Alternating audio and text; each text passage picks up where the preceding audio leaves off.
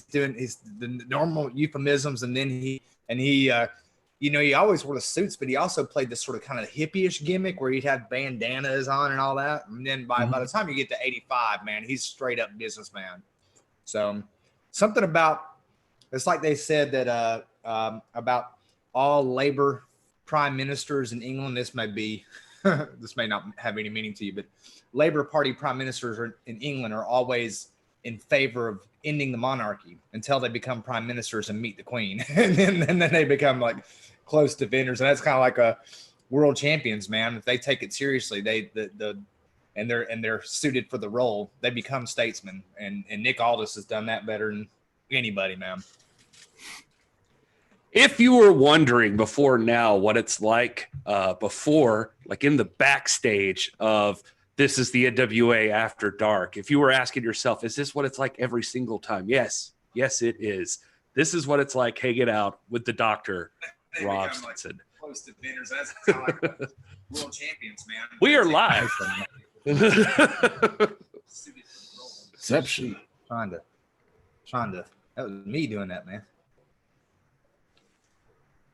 Oh, man, what's up? Hashtag NWA fan. We got WWE Front Row ready to go, wrestling with the MMA. Front Row's got a cigar and coffee ready for anything tonight. Let's not get too wild, Front Row. Let's not get too. We got a long night and it only got a little bit of wine, so we got to make it good. I also have this Saint Archer Gold, a 95-calorie beer. It tastes every bit of that 95 calories. You can taste the calories. It's we have to make sacrifices sometimes because we do.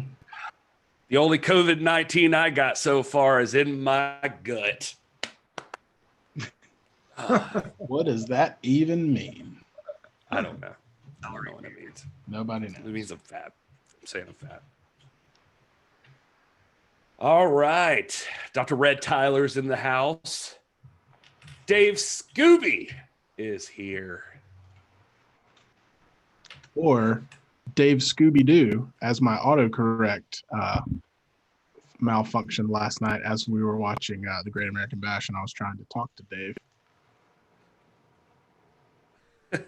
Yeah, thanks to everybody who tuned in for the Great American Bash last night. We're going to do that again, I think. I think we're talking like maybe even trying to launch it on Friday, go head-to-head with SmackDown again with Sting versus Flair, and see how that goes. And we'll next Tuesday be talking about that whole event, the Great American Bash. And let me tell you what, I could watch it another time. No problem. That show was awesome. All right. Feeling good? Are you guys feeling good? Are you ready to go? I'm feeling good. I'm ready for some gravy cake. Yeah, baby. Let's make some gravy cake. Stir it up. What's up, you beautiful people? This is Gary Horde, and you stepped right all over the. I'm so sorry. That's my line. I'm so sorry. That's the only thing I got going for me. Like, you got the journalism thing, you got the newsman stuff, and Rob's got the PhD, and I've got stupid one-liners. So can I have anything, Will? Welcome, everybody. No, that doesn't feel the same. What's up, you beautiful people? This is Gary Horde. This is the NWA, the podcast celebrating the past, present, future, history, legacy, and tradition of the greatest pro wrestling entity of all time. We're talking about that National Wrestling Alliance, and I am not alone. We are here once again for This is the NWA After Dark with my partners, my life partner, my best friends, Dr. Rob Stetson. Good evening, NWA fam. Hashtag NWA fam. Glad to be with you. Always looking forward to. We live for Sunday and Tuesday, man. There we go. And then the proprietor of the offices of Hey It's Will.Daily, Will Martin, is here. Hello. Good. I love it when he does that. Gary, I'm trying to give you space to shine, man. You seem a little insecure tonight, so I just want to give you the space. Woo. All right. Hey, well, I'm going to tell you a joke. I want you to join in with me. Don't even think about it. Let's just do this. You ready? Oh boy. Knock, knock. Who's there? I eat mop. I eat mop who? Stop, man. I didn't even get it as I was saying. I know you said it in the weirdest way I've ever heard anybody say it. You're supposed to say, I eat mapu. I eat mapu. It's, you guys know what's really, really annoying? I could make a list, but go ahead. What were you thinking of? Adams. Because they make up everything. They make up everything. It's getting good. It's getting good. This feels like a challenge. That's a good one, man. I got those all night. Solid. Will, you want to take a shot before we go in here? No, it feels forced now. I expect dads to have dad jokes like just built into their brains. I normally do, but I come here to have a sophisticated philosophical talk about professional wrestling, and that is what I am here to do. All right. I love how the mass fan is in the chat right now saying good show last night, Will. Like Will through the Great American Bash 90. No, he's talking about the Daily Show. Thing. You know, there is another show that I do, Gary. I know you don't ever really catch it, but it's called Hey, It's Will Daily. And that one came out yesterday. So, and you know, I'll send you a link if you want to maybe catch up on some of them. They're actually pretty good. If you're ever interested, we could throw it up on the this is the NWA Podcast channel. Not interested. Yeah, I wouldn't be either. Guys, listen, disclaimer. Here's the disclaimer. We've all had really busy days today.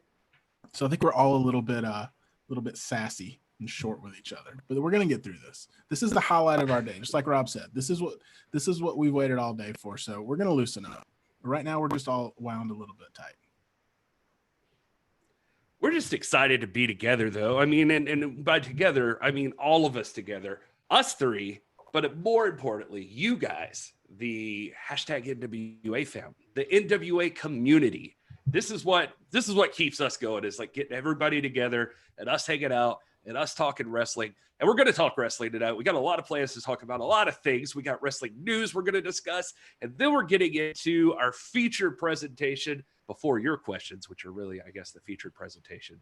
But for the podcast portion, at least, we're going to be talking about the Feud, our first edition of, Will came up with this name, and I thought it was very clever, the Feud. And this week, because it's his birthday, Mr. Cody Rhodes is going to be featured in his epic clashes with Nick Aldis. And we're going to be talking about that in a little bit. But first, if I was a better director or producer, or if either one of you were, there would be a really cool graphic right here when I say, let's get to the news. The news. All right. So we actually tried to be a little prepared, except for I had to close all my browser windows before I could pull up the live show, but not ready. See, that's why you guys got to quit relying on technology, man. Go with paper. They still haven't improved. I don't use any kind of technology. I have a whole article on my website, on my blog, about not using any technology ever. Hold on. Someone's calling me. Hold on. All right. Okay, we're good. Anyway, you got to have paper notes, man. I can't tell which part of this I love more. Is like actual Dustin's and his jokes, or Will's disappointment every single time. I just love, like, I got a blog about how I don't use technology. Oh, I got a call on my smartphone. Well, about technology, I mean, the importance of paper. You guys have seen the Henry Potter movies and all that, I'm sure. One of the things I'm working on to make money to support this is I'm thinking about writing the book version of that. Y'all never thought of that.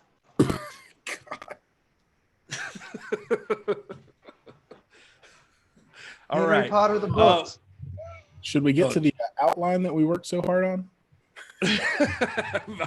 I'm figuring out the segue. There's not one, I guess. So, Will, you put down WWE COVID update. Tell us about that. Oh man, boy, do I have an update for you guys. This is gonna blow your mind. So apparently, that's my favorite way to start off a news story, by the way, is saying apparently. Then that way, it's not true. It's just apparently. You know, I'm just reporting what somebody else is saying. But it sounds like they are performing some more COVID testing going into the Great American Bash, the NXT Great American Bash, not the real Great American Bash. And they've got a lot of performers coming in for some added extra measures testing. And they have also indicated this, that social distancing, masks, and other measures will now be mandatory moving forward. Saying, as a reminder, wearing masks, sanitizing, and social distancing will be required at the Performance Center this week. And going forward, you will be required to wear a mask upon entering, and we ask that you adhere to these requirements in order to minimize risks. So, I mean, bravo, WWE. They're just handling this COVID thing so well. No hitches. They're really on top of it here in June. So, proud of them. Yeah, well, if there's anything we can count on, it's that WWE will always do the right thing in the right amount of time. Never any missteps in that company, I don't think. So this is great news. Nothing like that. They always seem ahead of things. So yeah. I want to get a good look at Doc Stinson there with his glasses. You look like you've got something to say, Doc.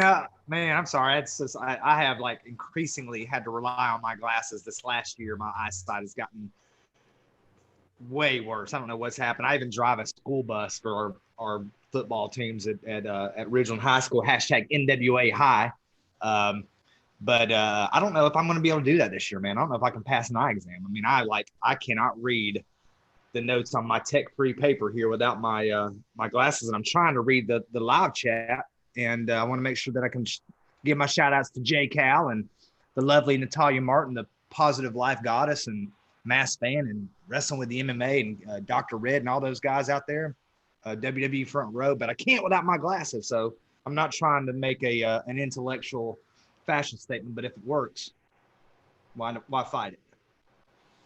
Speaking of fighting it, Will, you worked very, very hard early on with an outline for the show. Like you came up with that idea. I want to give credit where it's due, and it's really, really cool that you did that. And I think it's going to function very well eventually down the road. Unbiased opinion. Does it feel like to you that Rob is actively fighting against the outline?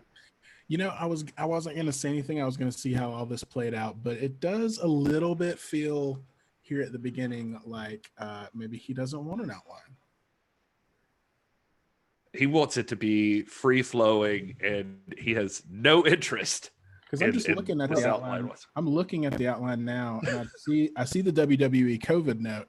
I don't see the note about Rob explaining why he's wearing glasses. But that's because Gary was calling me out. Gary was calling me out on my glasses, and I was just what you looked. You looked like you were thinking, like you were chewing on the the whatever that part's called of glasses. I don't even know what that's called. The arm, the band. What is that part called?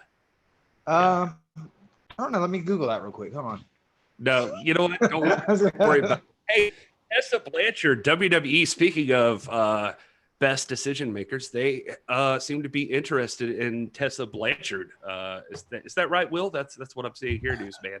It is unconfirmed, much like every other piece of wrestling news that we ever report.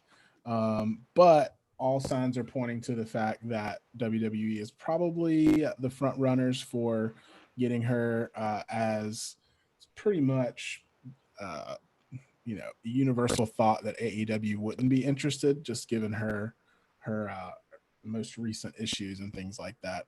And so I don't know. I wanted to get you guys' thoughts on if she lands. I can tell you that her contract that she was under would have ended today. And if there was any non-compete clause in that, she would have had to sign a new contract to extend that past today. And obviously she didn't because she was cut loose. So pretty much after tomorrow, she's free to appear wherever she wants, whoever wants her, wherever she wants to go. So I don't know. I mean, what are you guys' thoughts on that? Seeing her in WWE? I mean, I can imagine Vince just salivating at the thought of Charlotte and Tessa headlining a WrestleMania or something like that, But I don't know. What are you guys' thoughts? There are a million people I'd love to see Tessa lock up with. I mean, I guess I'm with you, Will. I'd be surprised to see her in the NWA, but that doesn't mean I wouldn't want to see her and Sienna or Allison Kay, hook up, man, or her and Camille and all that, or in WWE, her and a Charlotte Flair, or something like that. I don't know, man. I mean, I want workers. They wrestling is a noble profession. They put their bodies and everything on the line to entertain people, and I want the best for them. I know she's got some maturity issues to deal with and that kind of thing, but I want her to land on her feet and hopefully she lands somewhere, because I do want to see her compete. It's just a matter of what's the best fit, and I don't really have the answer to that. I could see her in place. I think probably the least likely place right now would be the NWA. Well, I think that the thing is nobody's going to have a problem with Tessa in regards to her ability. I don't think there's anybody out there who doubts that. She is absolutely one of the most talented wrestlers, period, in the business. But it's that other part of Tessa Blanchard that gives the most concern, I think, when people look at her. Obviously, you just mentioned a little bit with Miss K and that sort of thing. There was the incident that she had previously that had been reported on, and then there's been other stories, and that supposedly has been part of the caution that wrestling companies have displayed when considering her. And I'd heard it way back that if she could end up in WWE or AEW, she would have already, but they just weren't quite interested in pursuing that right now. That said, everything we just talked about, if there's a company that would hire Tessa Blanchard right now, it is most certainly the WWE. And I'm all for redemption, by the way, if she is not the person that she was in those accusations, or, I'm all for due process. So, I don't know Tessa Blanchard personally. I've heard she's a really nice person from everybody I know that's ever met her. But anyway, let's just hope that if she does get a big opportunity like the WWE, that she takes full advantage of it. Yeah, 100%, man. All right. Well, the other big news today that we wanted to get to is that one of the legends of wrestling passed away. His name was Killer Tim Brooks. Now, I'll admit, I am not super familiar with Killer Tim Brooks. I did see the mentions and the obituary type stuff that was out there, but that's why we have a doctor on the premises, a doctor of professional wrestling, certified. Doc, what can you tell us about Killer Tim Brooks, the man we lost today, the legend? Those of you in the chat who were watching Georgia Championship Wrestling or Mid-Atlantic Wrestling in the early 80s, 82, 83, 84, we had a lot of names that had some notoriety, and a couple of those names were Larry Zbyszko, Paul Orndorff, and of course Tim Brooks. And I became aware of Tim Brooks through a famous scenario in which Tim had won the NWA National Heavyweight Championship, sold the title. He'd beaten Paul Orndorff for the belt, and sold the title to Larry Zbyszko for around $25,000, I think it was. I have to go back and check Wikipedia. I'm sure it's on there. That Tim Brooks had already had some notoriety. He'd been a journeyman. He'd traveled throughout various promotions in the 70s and 80s. Had actually was related to Dick Murdoch, was trained by Dick Murdoch. Had wrestled guys like Tiger Singh, Haystack Calhoun. Had been managed by people like Skandar Akbar, or would eventually become managed by Skandar Akbar and Gary Hart and all that. But for me, I became aware of Killer Brooks during that. I think it was 82 or 81, 82, somewhere around the time when Tommy Rich and Buzz Sawyer were active, is what I remember. And there was that national title incident, which is important from a cultural standpoint, at least from a wrestling historical standpoint, is because that became the basis or the inspiration behind another title exchange for money episode that occurred later on in the WWF that you guys are going to be more familiar with than I am. It's the famous Andre Hulk and $1 Million Man Ted DiBiase title switch, which was inspired by the Killer Brooks episode. But Killer Brooks was just a forever presence. It seems like I always saw him around. He was active in World Class Championship Wrestling. At one point, he was wrestling with Bruiser Brody as Bruiser Brody's brother. Buster Brody, I think was his name, or something like that. I wrote Buster Brody in my notes, but I remember him working with Bruiser, or at least imitating Bruiser. And then, he opened up a very influential pro wrestling school called the North American Wrestling Allegiance Pro Wrestling School, and trained tons of people. If you go to the NAWA website, it indicates that he's wrestled on over 3,800 shows, had wrestled in countries as far as, from Canada to New Guinea to Russia to all throughout Africa to the United Arab Emirates. I mean, this guy was a mainstay, classic journeyman, never reached that main event status, although he did have brushes with, I like how he says on the website that he's literally wined and dined with kings, queens, and sheiks. But he's won championships with the likes of Abdullah the Butcher, the One Man Gang, Stan Stasiak, the great Stan Hansen. So this is a guy who has a indelible mark on wrestling history, and he's one that will be missed. He now sleeps with his fathers. He belongs to the ages, and tell Valhalla, my friend, you'll be missed. Love having a guy like Doc Stinson on board so that we can learn a little bit about the history of a man like that. So sadly, yes, as Doc Stinson says, until Valhalla, it's good to know a little bit about Killer Tim Brooks, and our regards to his family. And I'm sure a lot of you out there knew who he was. So, I apologize that I didn't know more, but I'll be definitely looking this guy up just to see a little bit more about him after this. Fellas, did you have any other wrestling news that you wanted to discuss? Any other topics of conversation before we get into the feud? No. Just I think happy birthday is in order for somebody today, leading into the feud here. Well, there's a few people. Obviously, first of all would be Sam, my now 12-year-old. Thank you to everyone who joined me today, wishing him a happy birthday on Twitter. He had a great day today. We went to the mall, spent that birthday money on some Legos and some other cool things. So he's a happy 12-year-old right now. I think he's out in his room building some Legos and having a good time. He's had a great day. So thank you guys for joining in with that. The true NWA fam and extended fam and things like that. So yeah, it was a good day. Nice. So what is I don't want to get off topic too much here, but like Sam, what is Sam like? What's his interest? Is he in the video games? Has he bought into the quote unquote technology? Oh, Has God. he? What's his favorite? What's his favorite shows to watch? Does he watch wrestling? He's actually been to a couple wrestling shows with me. He went to a couple Ring of Honor shows with me before, and he was pretty into the Young Bucks at the time when they were in Ring of Honor.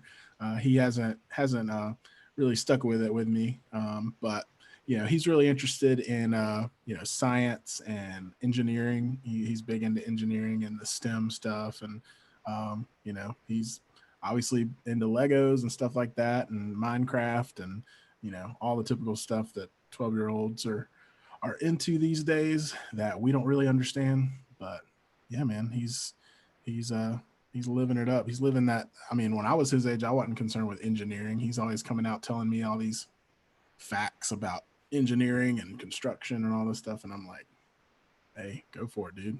He's got a lot more advantages than we did at that age. So right. Well, make sure I know that I don't know if he's active on Twitter or not. I did send him a little number. I'll make sure Uncle Rob wish him happy birthday, and that can't wait to meet him at the studio and just to watch him grow and learn to.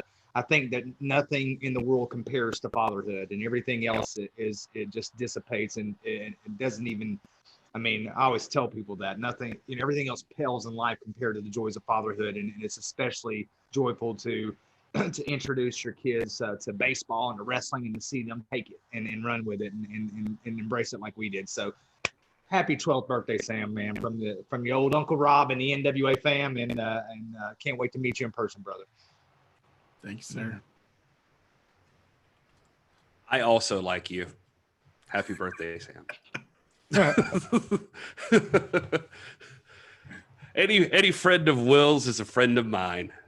Gary's the uncle that I tell you not to imitate. That's probably accurate. I can imagine that.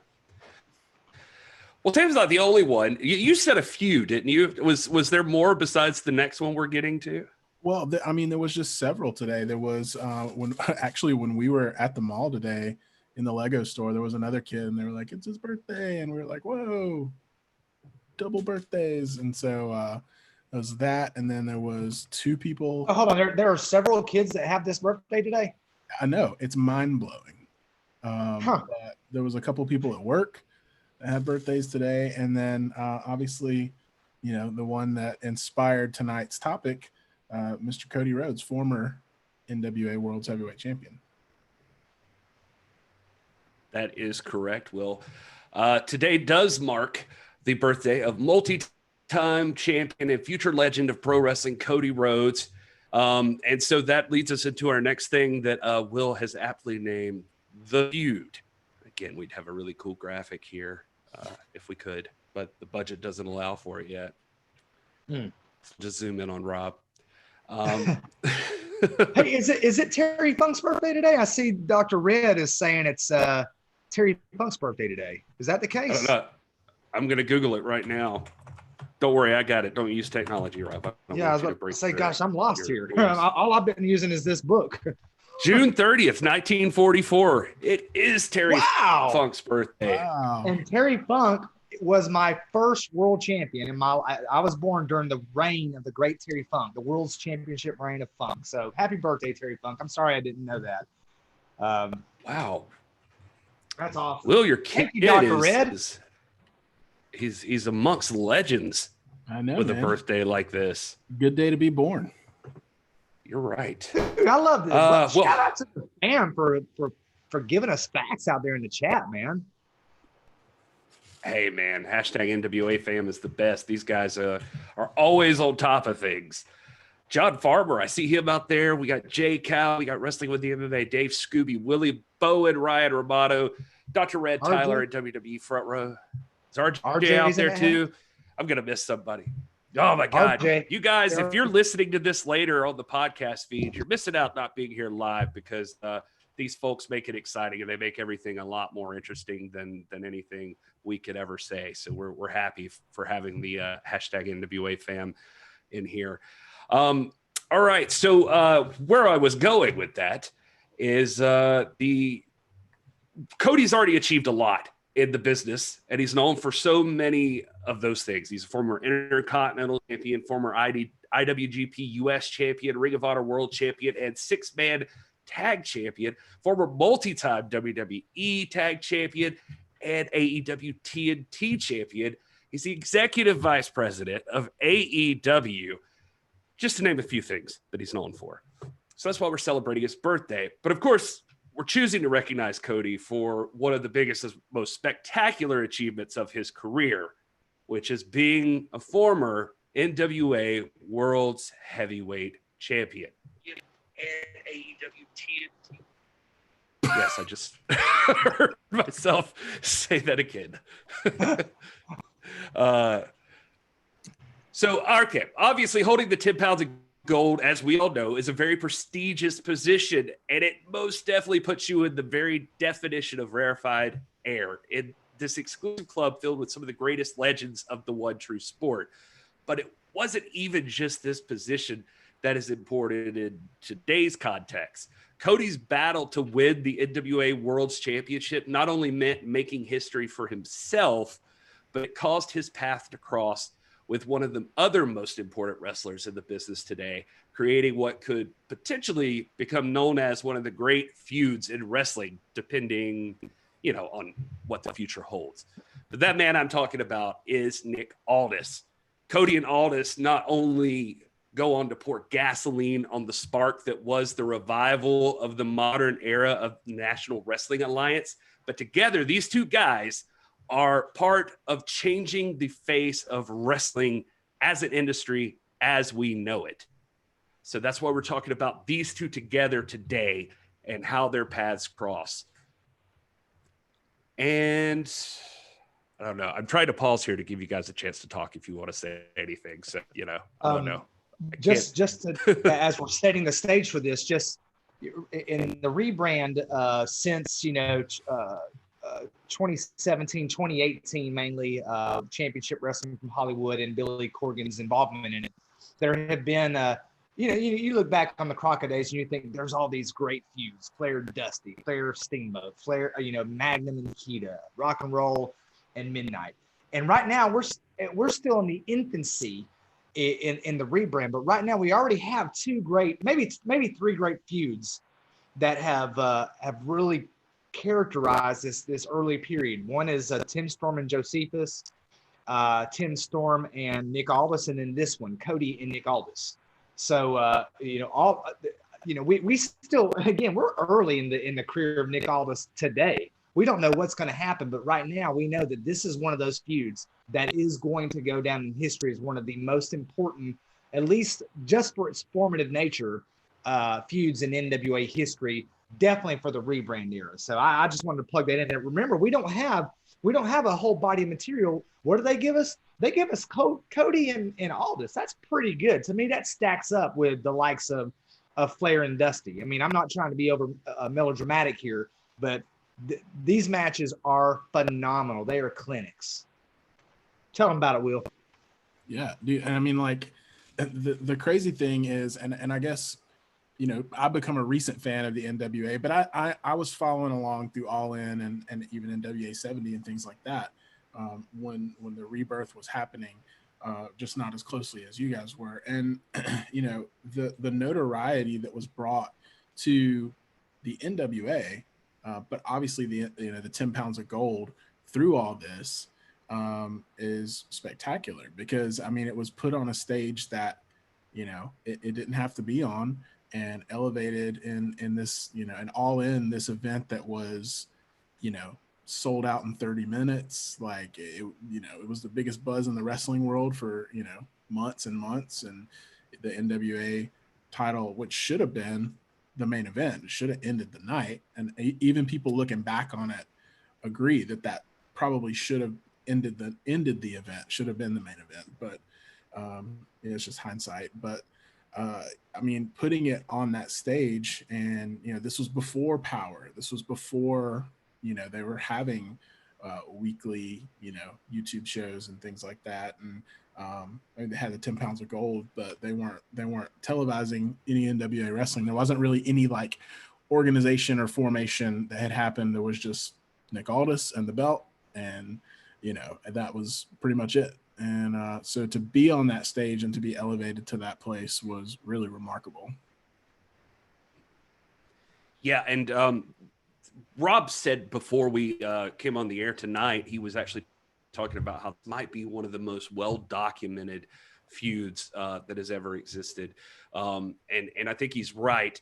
Obviously, the time between that build up to All In to NWA 70, one of the things you got to give props to the NWA for is they were very good about documenting every single thing that happened. And so a lot of this is featured in 10 pounds of gold, 22 through 41, that whole time period will give you like that whole story of that. So what I thought would be interesting too is looking back on it, there seemed to be something special about these two guys being almost the same age. And I was curious how their careers lined up as far as what they were doing. And it was kind of fascinating to me to see almost how they paralleled, or even started from different points, but ended up crossing, paralleling, and going in different directions. It's kind of an interesting topic. So just to go back a little bit further from what you can see for yourself there and leading up to this, I wanted to start with Cody, because obviously there's going to be a day that we go in depth on an entire career for a wrestler, and Cody Rhodes would definitely be one of those people that it would be worth the time to do that with. But we don't have all night. So in the beginning, let's just say, if you don't know what family Cody Rhodes belongs to, then you've got a lot of catching up to do, I guess. So we'll start from there. Obviously, being the son of the legendary and former NWA champion in his own right, Dusty Rhodes, comes with some expectations. So Cody began training wrestling when he was just 12 years old. He was a successful amateur wrestler in high school. He chose to forego a college wrestling career at Penn State University, instead chose to pursue acting and professional wrestling. Besides his father, Cody got a ton of experience in the ring, being taught by names like Ricky Morton, Al Snow, Danny Davis. He even mentioned Randy Orton when he brings up the topic in some interviews. This, of course, meant that Cody was in Ohio Valley Wrestling. That's where he ended up jumping to. And he immediately, right as he went in, had immediate success at a tag team with his buddy Sean Spears, who you know from AEW now. And he eventually even held the Ohio Valley Wrestling Championship. When I'm talking about this, Cody Rhodes is Cody Rhodes, and everybody knows who Dusty Rhodes is. He's a former NWA champion. He's a big deal, possibly, if not the most well-known wrestler of all time. He's right up there in that top discussion. So everybody's going to know who Dustin Rhodes is. Everybody's going to know who Cody Rhodes is. Cody jumped into Ohio Valley Wrestling in around 2006, and it was by like 2007 he debuted in the main roster of the WWE. And by the end of that year, he was already winning tag team gold. As a matter of fact, he and his partner Hardcore Holly defeated Lance Cade and other hashtag NWA fan member Trevor Murdoch for their first set of tag team titles. And then by 2008, he was already part of a faction, a big faction that would be featured in WrestleMania, along with Ted DiBiase Jr. and Randy Orton, known as The Legacy. So Cody Rhodes, I'm painting in broad strokes here, but one thing I'm trying to get across is that I'm not in any way disparaging the work that he put into the business up until this point. The life of a son of a plumber was a lot different than the original son, if that makes sense. Right, and you're going to hear similar stories like this too, whether you're talking about David Flair and Reed Flair or Charlotte, Randy Orton. Their stories are going to be real similar, and some people look at that as more of a curse than a blessing. I don't know. Will might have something to say about that. Yeah, I mean, I think I was listening to an interview, and Nick was even talking about, that being more of a hindrance than, I mean, it did afford him certain advantages having that last name, but and sometimes it can be a disadvantage because there's big shoes to fill, there's expectations, and it might have been a big part of why he wasn't pushed. WWE, I don't know, except for with Charlotte, for some reason they don't. I'm looking at Cody and I'm looking at Curtis Axel, guys that come from two legends of the business, and they just weren't given an adequate push, and they're both incredible. And Curtis Axel is a name that's come up, Joe Henning, that Nick has been mentioning here lately about somebody he'd love to see in the NWA who was released by WWE. So, I think it's sometimes there's like a psychological disadvantage to that because you're always going to be compared because of your name. And I think that's probably something Cody endured as well. Another thing. Go ahead, Gary. Well, I was just going to add that I think that's an interesting point you bring up about the blessing and the curse that it is having the last name, because I think in some ways it makes me wonder, like, it does seem like it could have hurt him, like what Nick said, but also I wonder if it gave him the attitude that we're going to see as we go through here that makes him expect more too. I don't know, or if it's just the confidence that he got from doing all the work. But go ahead, Rob. I'm sorry. I was just going to say, well, I have two things I was going to point out. Cody doing some developmental work in Ohio. Ohio is sort of a wellspring of a lot of talent. You have other guys like Brian Pillman Jr. who've worked out in Ohio and all that.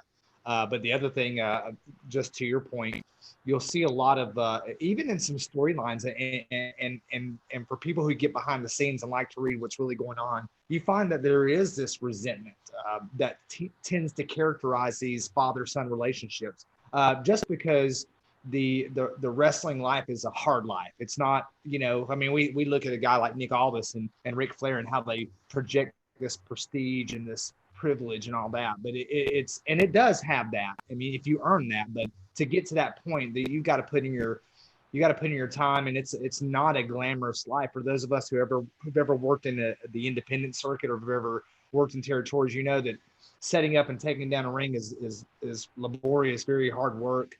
Cleaning up a venue is very hard. A lot of times, people that are older in the business are going to have it out for you just because you might have a second generation name.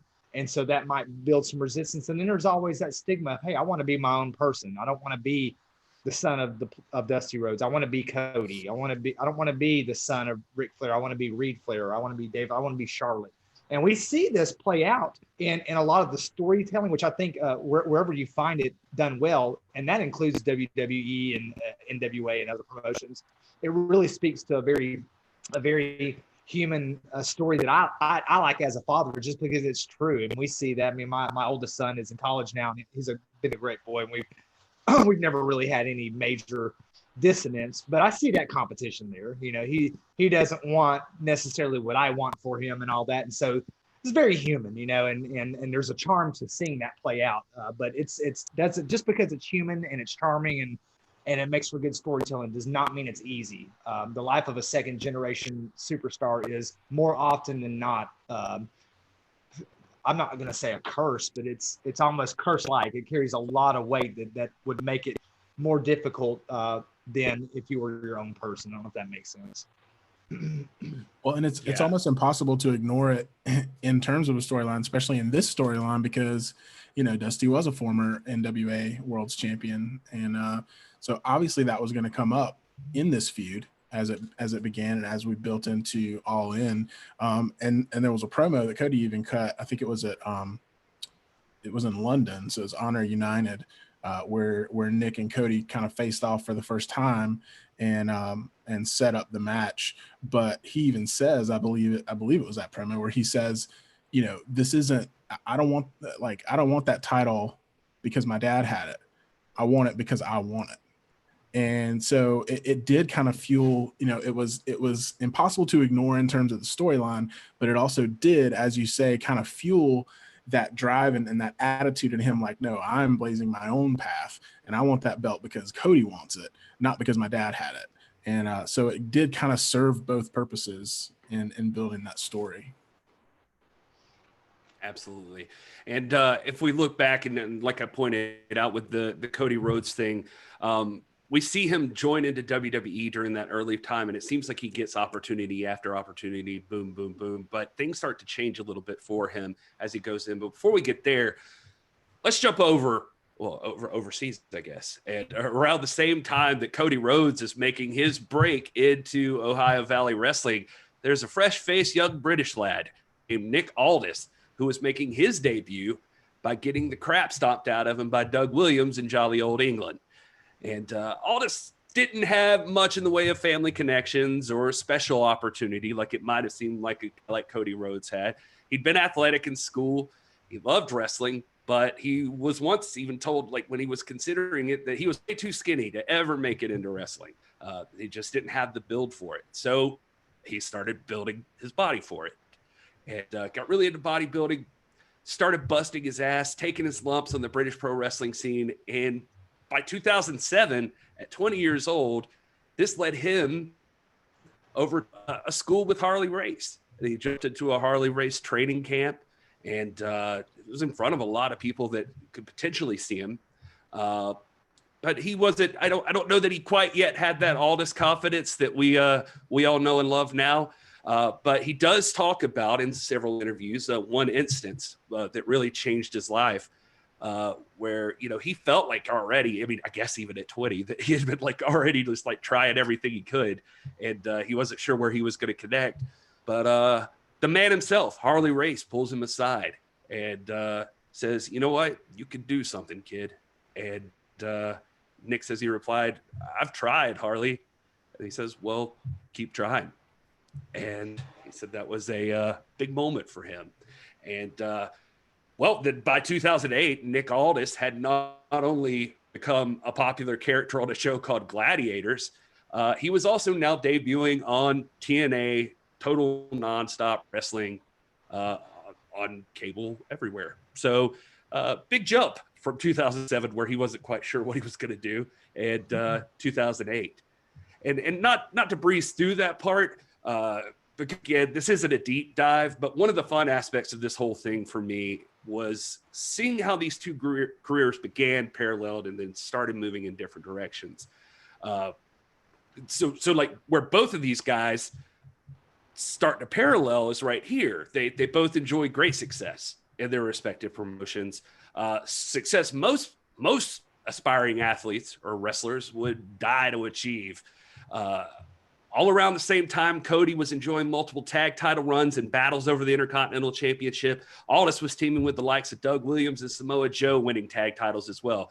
Both men were becoming well-known, respected, and for the best I could tell, both of these guys began to learn a lot more about the business as a business, and maybe in ways they didn't even want to.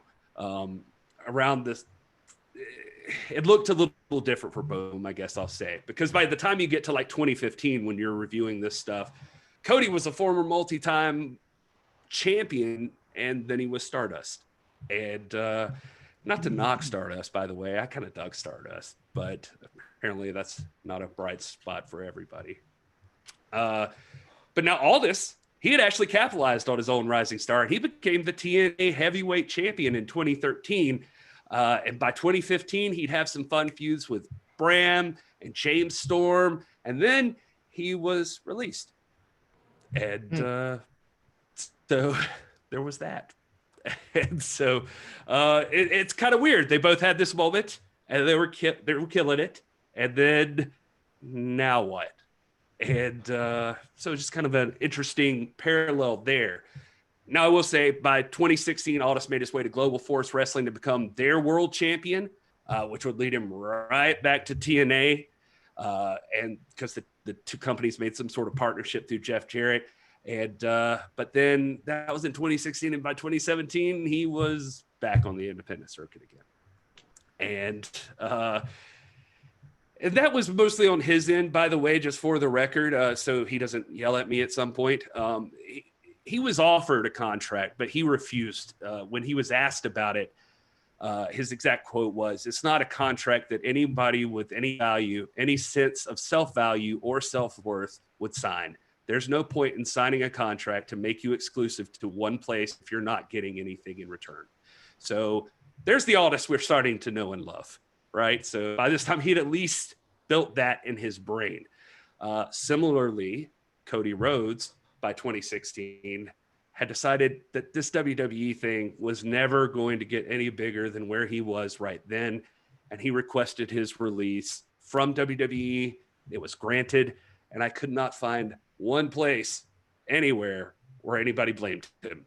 Like they just decided, I mean, even Uncle Dave himself, Dave Meltzer, said they've always used him as a mid-carder. They'll always use him as a mid-carder. He has to do something else. And these guys are looking, just thinking about what you're saying. We have to remember that they're still these guys are still really, really young. At this point that you're talking about, Aldis is 30 years old. Cody's 31 years old. By the way, 1986, what a year. 1986 was the greatest year in wrestling history. The year of Flair, Rhodes, Bash 86, the Night of the Skywalkers. Nick Aldis was born in 86. Thunder Rosa was born in 86. In fact, I think we're approaching her birthday. I think it's in July, at some point here in a week or two, maybe. But that's neither here nor there. The point is, yes, they had not yet really realize the superstardom level that they have now. But I don't think that that's surprising. I mean, I think that, going back, I mean, I think both of these two guys are beyond or about where Flair was at this point in his career when he was, 31, 32. So this is, to me, it seems like both Cody and Nick have played their cards very intelligently. And I love that story about Nick not taking that contract. I've heard that too. This is somebody who is foresighted, who understands what they have to offer, even if someone else can't see it yet. And I watched those Impact days when Aldis was or TNA days when Aldis was Brutus Magnus, and I remember Stardust and all that, and they certainly had amazing talent and amazing ability. But we're really, I think, coming now, once you get to their 31, 32 years old, we're seeing them emerge or mature as well-rounded, well-spoken statesmen of the sport. And so this collision that we're paving the way for, I think, is going to come in the fullness of time. I don't think it's premature. I don't think it's too late. I think it's like I'm a Presbyterian, man. I'm a Calvinist. This was destined to happen in this way. So God intended it. I think too, I mean, with Cody, like, I liked the Stardust gimmick at first. I thought it was pretty entertaining, and I thought he leaned into it pretty well, and it was entertaining. But now, knowing what we know about Cody and his drive and his determination, I can completely understand it. And we didn't really know the full scope of it at the time. But if you're sitting there in the largest, most well-known wrestling organization in the world, and you want to be world champion, and you're being booked as Stardust, after a while, at some point, like, obviously he's not going to be happy with that, and he's going to be like, well, if this is how they're going to book me and they're going to put me in this corner, that doesn't match up with my values and so it is similar to, even Aldis talking about not taking that contract, because he even at that young age, these guys realized, listen, this I'm not going to let these people create my ceiling for me. I'm going to be the creator of my own destiny, and I'm going to go achieve world titles and the prestige that I know that I can, and I'm not going to put that directly in the hands of someone who's just going to hold me back. And so there is that similarity, just obviously in very different spots. Absolutely. And in an interview with Cody Rhodes, he talked about the actual conversation he had with Triple H discussing wanting his release. He says Hunter took it very personally because he said he had done so much for my dad at NXT. There was one conversation where he said, I'm shocked that you feel this way after everything I've done for your family. I told him, I'm not my dad. I can't stay here out of loyalty to you for giving my dad a job in 2005. I get it. And the little boy in me really appreciates what you did for my dad. I'm not him. He's not here. I've got to be me. I think Hunter has been in wrestling long enough that he knew, okay, this is a real one. He's not asking for money. He's not asking for a title shot. Nothing matters at this point. He knew that I'd let the burn get too bad before I said anything, if that makes any sense. And so he was immediately granted his release, basically. So I guess that was understood. And it's interesting to look back on this now because you can see, like, despite where they'd begun, it seemed both guys had found themselves sort of in similar positions. They've been up and down in the business already, and they're still young, and they're both trying to decide how they're going to prove their worth to the industry that they love. Admittedly, Cody probably still has a little bit more behind his name at this time, or maybe it was just more time living in the business, because as soon as that guy was out, he made it his mission to prove that he didn't need the WWE machine. Like, he did that with a vengeance. Like, he went after it. He got opportunity and doing it for Ring of Honor, TNA, both of them at the same time. He went to New Japan. This was trying to achieve the same goal, but he had kind of a different strategy. He did wrestle around in the independents. But it seemed like eventually he targeted the oldest and most prestigious championship in wrestling history, and that was the NWA World's Heavyweight Championship. He jumped right into the vision of Billy Corgan and Dave Lagana and their intent to revive the brand. He'd almost, if you hear him talk about it, had given up at a certain point. Like he had just couldn't find his footing away from pro wrestling and wasn't sure. He had a family. He had things to think about outside of wrestling and had kind of, I won't say he's necessarily ever said it was like his last ditch attempt, but it was kind of this moment of truth for him. What am I going to do? And, you know, am I going to make this happen, or am I going to say I had a good run and let me get a job that makes sure that my kid eats? And then all of a sudden, Billy Corgan and Dave Lagana, Billy Corgan, of course, buys the NWA. Aldis jumps right into it. And by December 2017, Nick Aldis had won the 10 pounds of gold. So while Cody was off fighting all over the world, reestablishing his name in all of these different companies, the National Treasure began the Aldis Crusade. And for those of you who don't know, by the way, the Aldis Crusade was over a period of 60 days. Nick Aldis took that NWA World's Heavyweight Championship and defended it over 20 times. So for everybody who gives him crap right now because of the quarantine, just shut up. The guy's right. defended it plenty. He's not afraid. Chime in on that, because it's not like, you know, I mean, this is like, you're ignorant if you say that. And I don't mean, you know, we try to be charitable and gracious to people who just don't know, because, you know, NWA is a YouTube primarily a YouTube channel with a couple of pay-per-views, but they had a wide international cross-promotional presence, and Nick Aldis satisfying prior bookings that he'd had and then taking up a few others, travels in something that's a throwback to the Great American Bash in 1986, where Ric Flair defends the title 16 times in 30 days, or something along those lines. I don't know, my numbers might not be precise. I think WWE Front Row might know the exact numbers on that, or J Cal might, if he's still around. But this is definitely a harken back to that, a throwback to that. And not only does Aldis defend it those many times, over 24 times, or right around 24 times in 60 days, he does it cross-promotionally on 4 continents against major talent. I'm not talking about Billy Budd at the you know, the backyard wrestling promotion. I'm talking about guys like Jake Hager. I'm talking about guys like King Shane Williams. I'm talking about guys like Colt Cabana.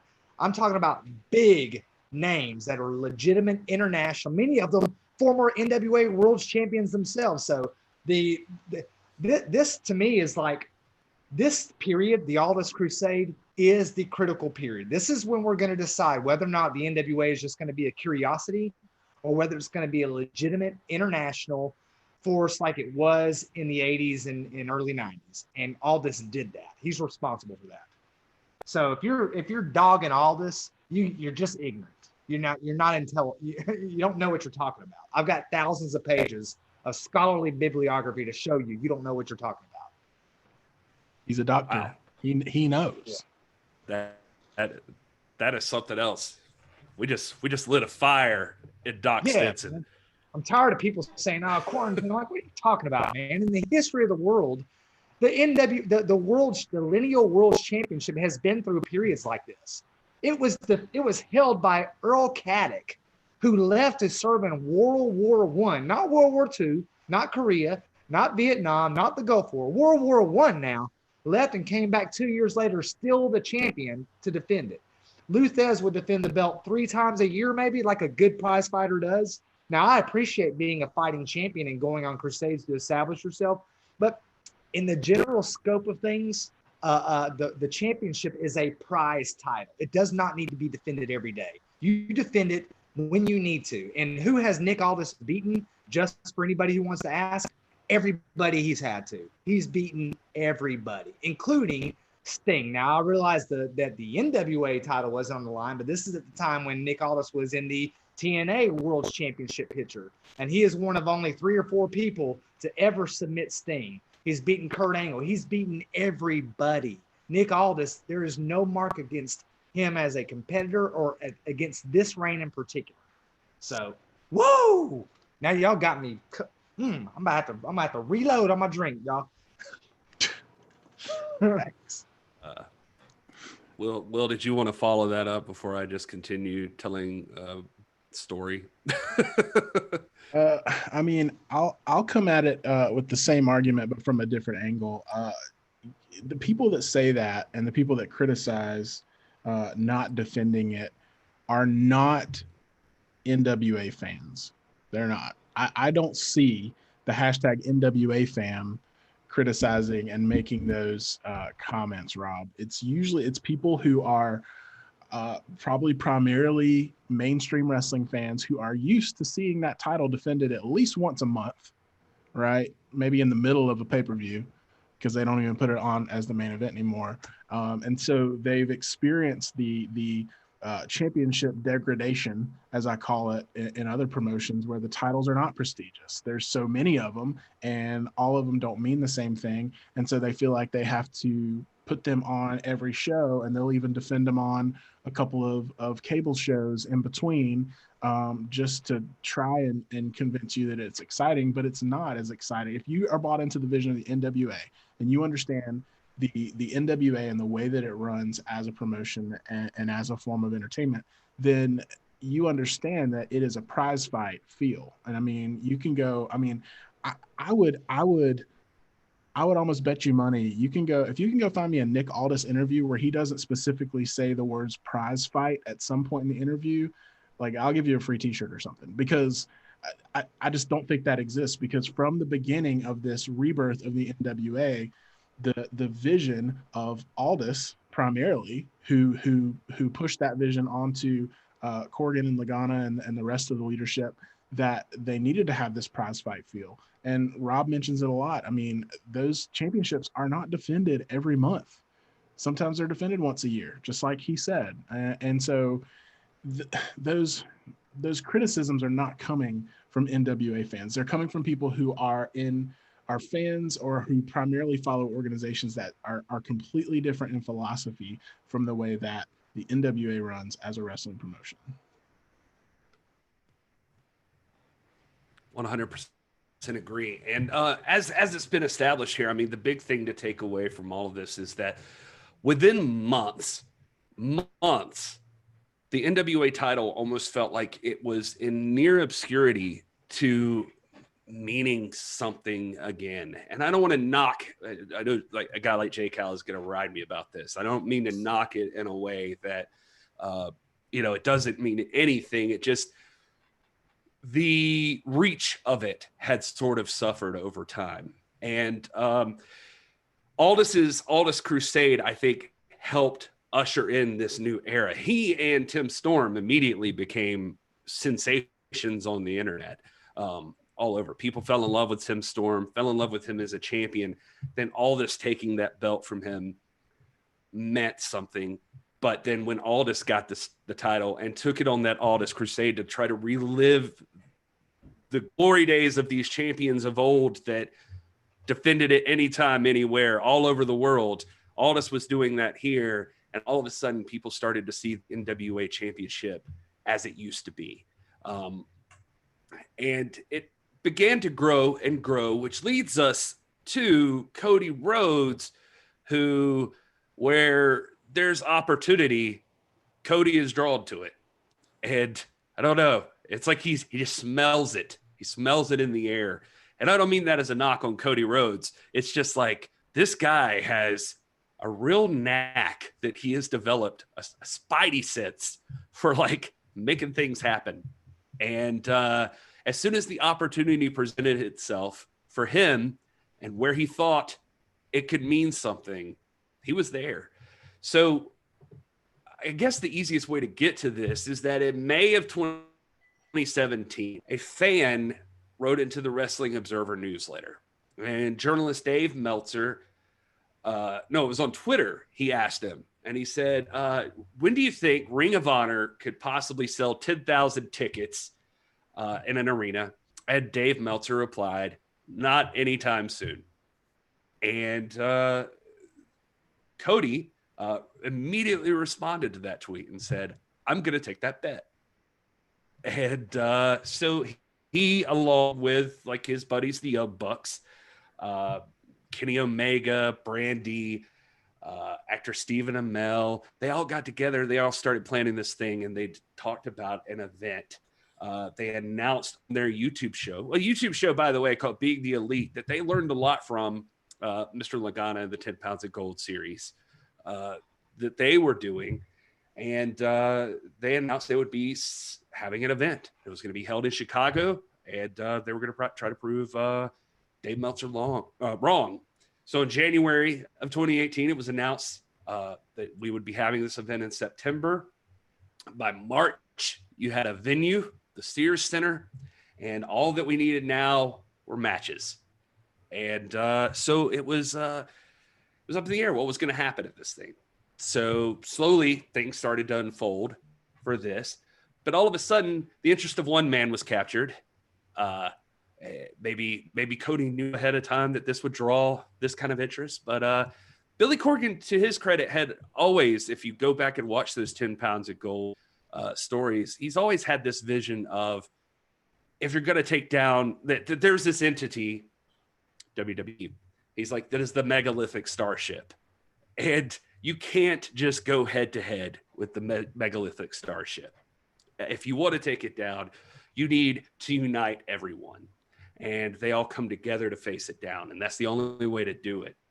All In started, I think, to look exactly like that kind of thing. Ring of Honor was, well, we can get into this if you guys want to. I don't know what Ring of Honor was thinking, but basically they helped launch a business plan for Cody and the Bucks.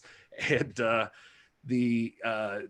basically they sponsored the event, but Cody and the Bucks and Omega, and using their connections, were able to pull in talent from all over the world, from New Japan and Impact or wherever, just people from everywhere. So you guys got folks like Penta El Zero, Rey Fenix, Okada, and God, who else? I think Tessa Blanchard was there. Jay Lethal, Chelsea Green, Marty Skrull, Hangman Page, like all of these people, big independent names were coming in. Something was missing though, and it's like, what's a huge draw for this thing? Now, it might sound like I'm overselling this, but you're not. This is what sold it for me. Is that all of a sudden at a press conference on May 13th, announcing some of the matches for the All In show, one big announcement that came out was Rey Mysterio was even going to show up at the show, which was huge. Big deal, Rey Mysterio. But then also Billy Corgan was there. And why was Billy Corgan there? And he took the podium and announced that Cody Rhodes would be competing for the NWA World's Heavyweight Championship. And that, my friends, is a moment in history. Do you guys remember this happening, by the way? Oh man, this was so, I get fired up about this the way Rob does about Nick Aldis, but All In and this whole event, how it took shape and how it came to be, is a big reason why I'm here right now as an NWA fan. And not it's not a direct correlation, but this is basically my story. I was primarily a WWE fan for a lot of years because I just didn't bother to explore other options. Then when Cody left, and it was very public, and then he started showing up in New Japan, Ring of Honor, I tuned in out of curiosity. And when I did that, I realized, wow, there is a lot better professional wrestling out there in the world. And so I started following Ring of Honor. Started following, New Japan as much as I could from here in the States and keeping up with it, and, definitely watching like the Wrestle Kingdoms and stuff like that. But that was the turning point for me, where I realized that there was better options out there and that there was other options out there. And then I think when All In happened, and you can say what you want about the event itself, it's definitely divisive on wrestling Twitter and message boards and Facebook groups and things like that. But, you cannot deny the fact that this show, All In, the fact that it sold out, almost 11,000, 10,154 tickets in 30 minutes when it launched, and the caliber of people that they had on the card, the fact that the NWA World's Championship was defended at this event, all of these things, you cannot deny that this was a massive turning point for modern professional wrestling in America, because it opened up all kinds of doors. Obviously, now we have AEW, which is an entire promotion that was spawned from All In and this collaboration of Cody and the Bucks and that whole crew. But even the NWA, especially when we talk about the story, the roots of the modern iteration of the NWA, which this entire podcast exists to celebrate, is really, it comes through All In, and it takes a big jump. It started before All In, obviously, with the Aldis Crusade, and I'm not taking away from that at all. That was amazing, and it took the belt all over the world. But All In, for all intents and purposes here in America, took the NWA out of quote unquote obscurity and put it on a wrestling main stage in America, and it launched into NWA 70, which launched into NWA Power and what we know now, and the Crockett Cup and things that we've gotten to experience since then.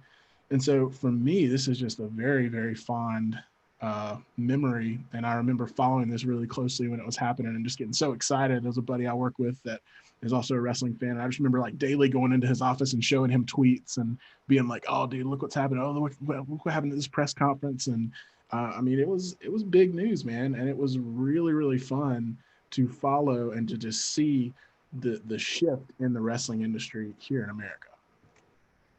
This was the shot heard around the world right here, man. This was as much a beginning of a revolution as Lexington and Concord were. I'm throwing out some Tim Storm history to you right now, guys. Let me tell you, you look at this card All In that would materialize, and it is a who's who of NWA and AEW and Ring of Honor talent. What I call the three first cousins. Okay, you're talking about guys like the Briscoes, who were in the Crockett Cup later on. Flip Gordon, who Aldis defended the title against. You've got Matt Cross, who's been on NWA Power. You've got Tim Storm, who was in the corner of Nick Aldis during this match. I mean, you've got Marty Scurll here. I mean, this is it, guys. This is the shot heard around the world that changed the landscape of wrestling history. And between this and what would be and the Aldis Crusade that happened after the Tim Storm win, these are the events that solidify the importance and the not national, not regional, not cross-promotional, but global importance of Nick Aldis and the National Wrestling Alliance. Even though, and I guess I don't want to get too far ahead of it, so let me stop there before I go on another Stinson rant here. Well, I mean, it's okay. I mean, this is kind of get into the meat of this whole thing that we're here to talk about. I mean, basically, just at that press conference on May 13th, Billy Corgan announced that Nick Aldis would be defending the World's Heavyweight Championship. This, of course, meant that if Cody wins, he and his father, Dusty Rhodes, would be the very first father-son duo to ever hold the NWA World's Heavyweight Championship. There was even a moment, actually, that Cody was also going for the Ring of Honor world title during this time. So there was a lot of consideration there that there would be like this crossover, like this could be a winner-take-all kind of match.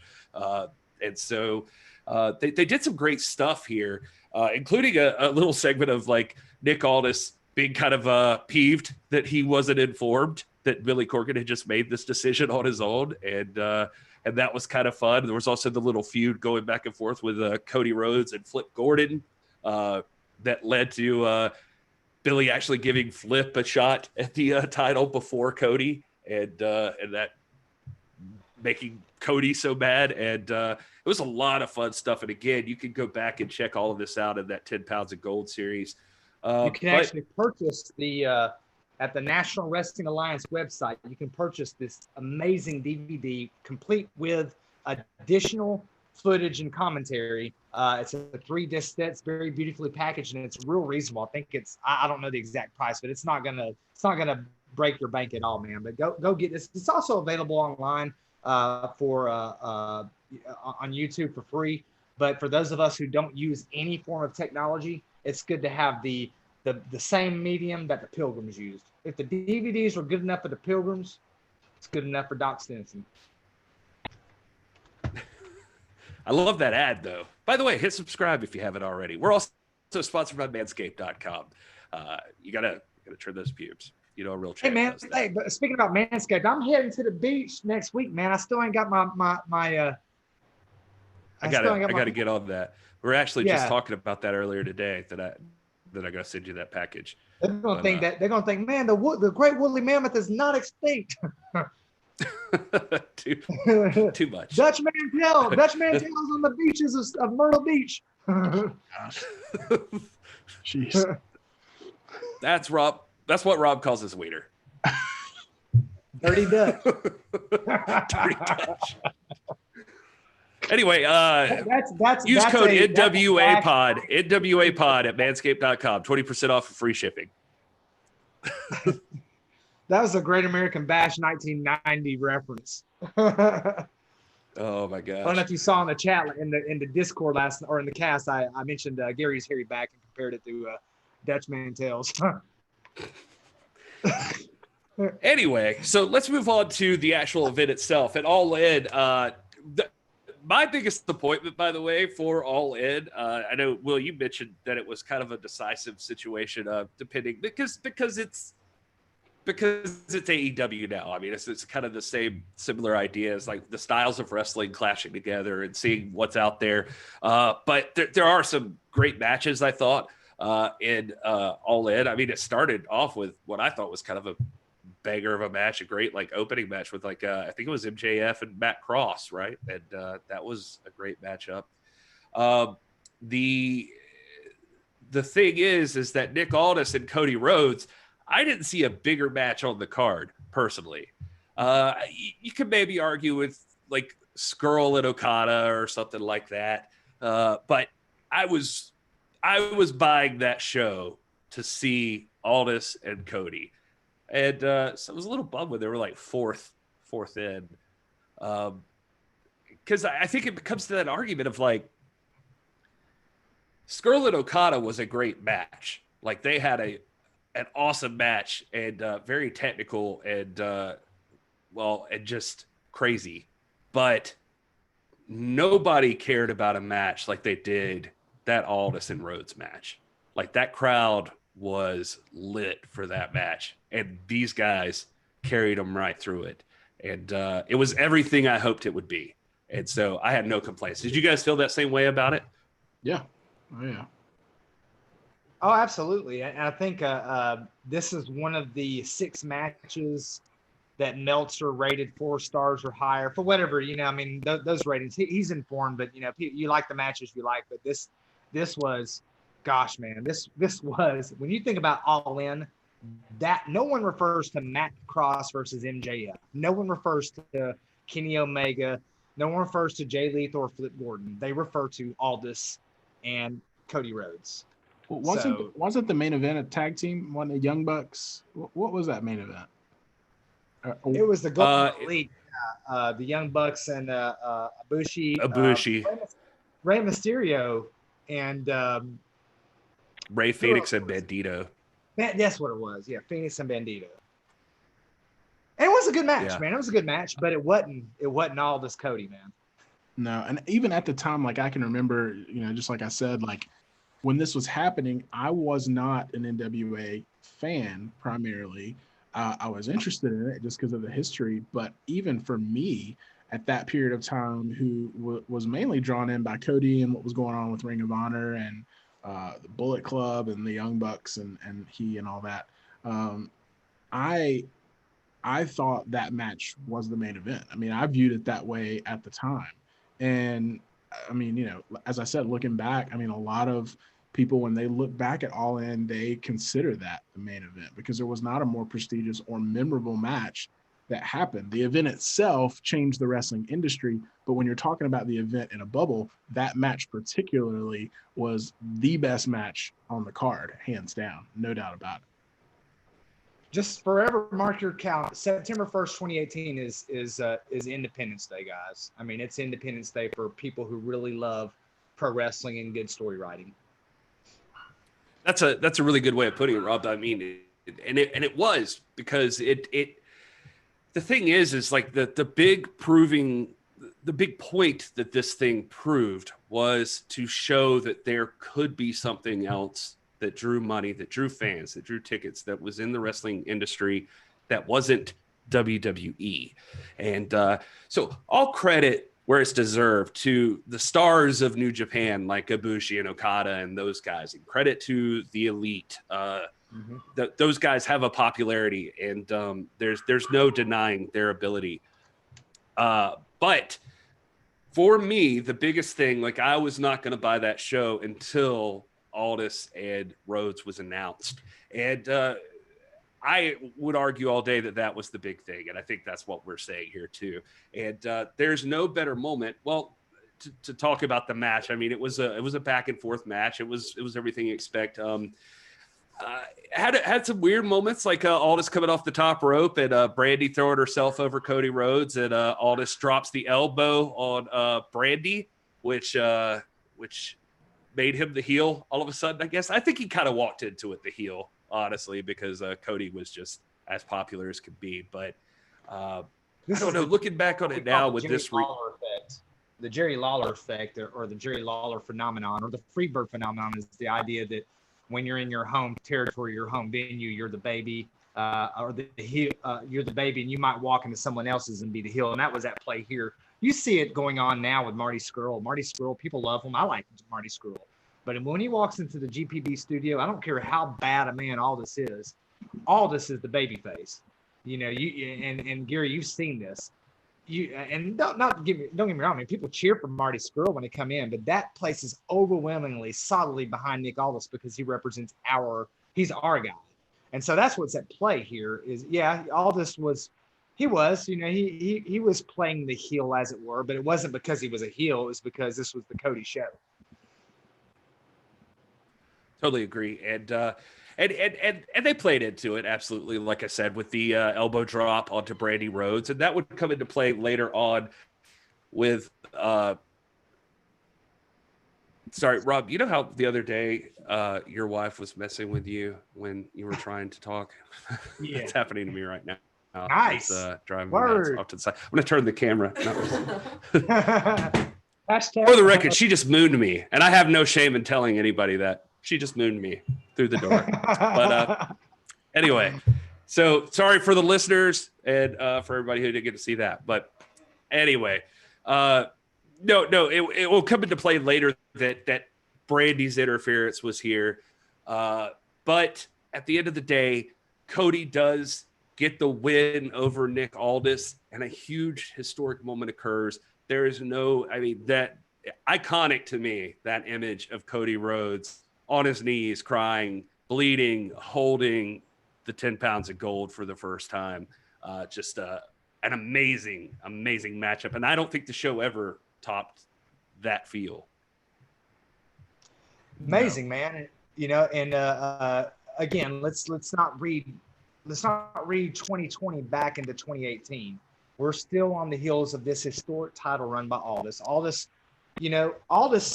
that was a great run. I mean, the Aldis Crusade was phenomenal. We knew Aldis was we knew he was going to be a champion again. We didn't know how long or what the future held, but the surreal sight of seeing a blood-soaked Cody Rhodes, it just couldn't help but evoke images of Dusty Rhodes holding that same beautiful belt on two occasions. Dusty Rhodes is only one of a handful of people to hold both the 10 pounds of gold and the big gold. You've got, I think it's Flair, Dusty, and Sting, I think, are the only three to hold both versions. So on two prior occasions, the blood-soaked Dusty Rhodes held Sweet Charlotte. And you could not help but thinking of Dusty doing that as Cody Rhodes held that belt. And you just know that all of those thoughts and those impressions, and that the weight of history was on Cody at that moment. It was a beautiful moment. It's a beautiful moment, even for those of us who even then were Nick Aldis fans. So the show, well, I won't say without a hitch. I think the main event was shortened because of time and that sort of thing. But the big takeaway here was huge sellout, major buys on pay-per-view. Like, it did really, really well. What nobody knew at the time was that a gentleman named Tony Khan was in the back or in the crowd or somewhere right around.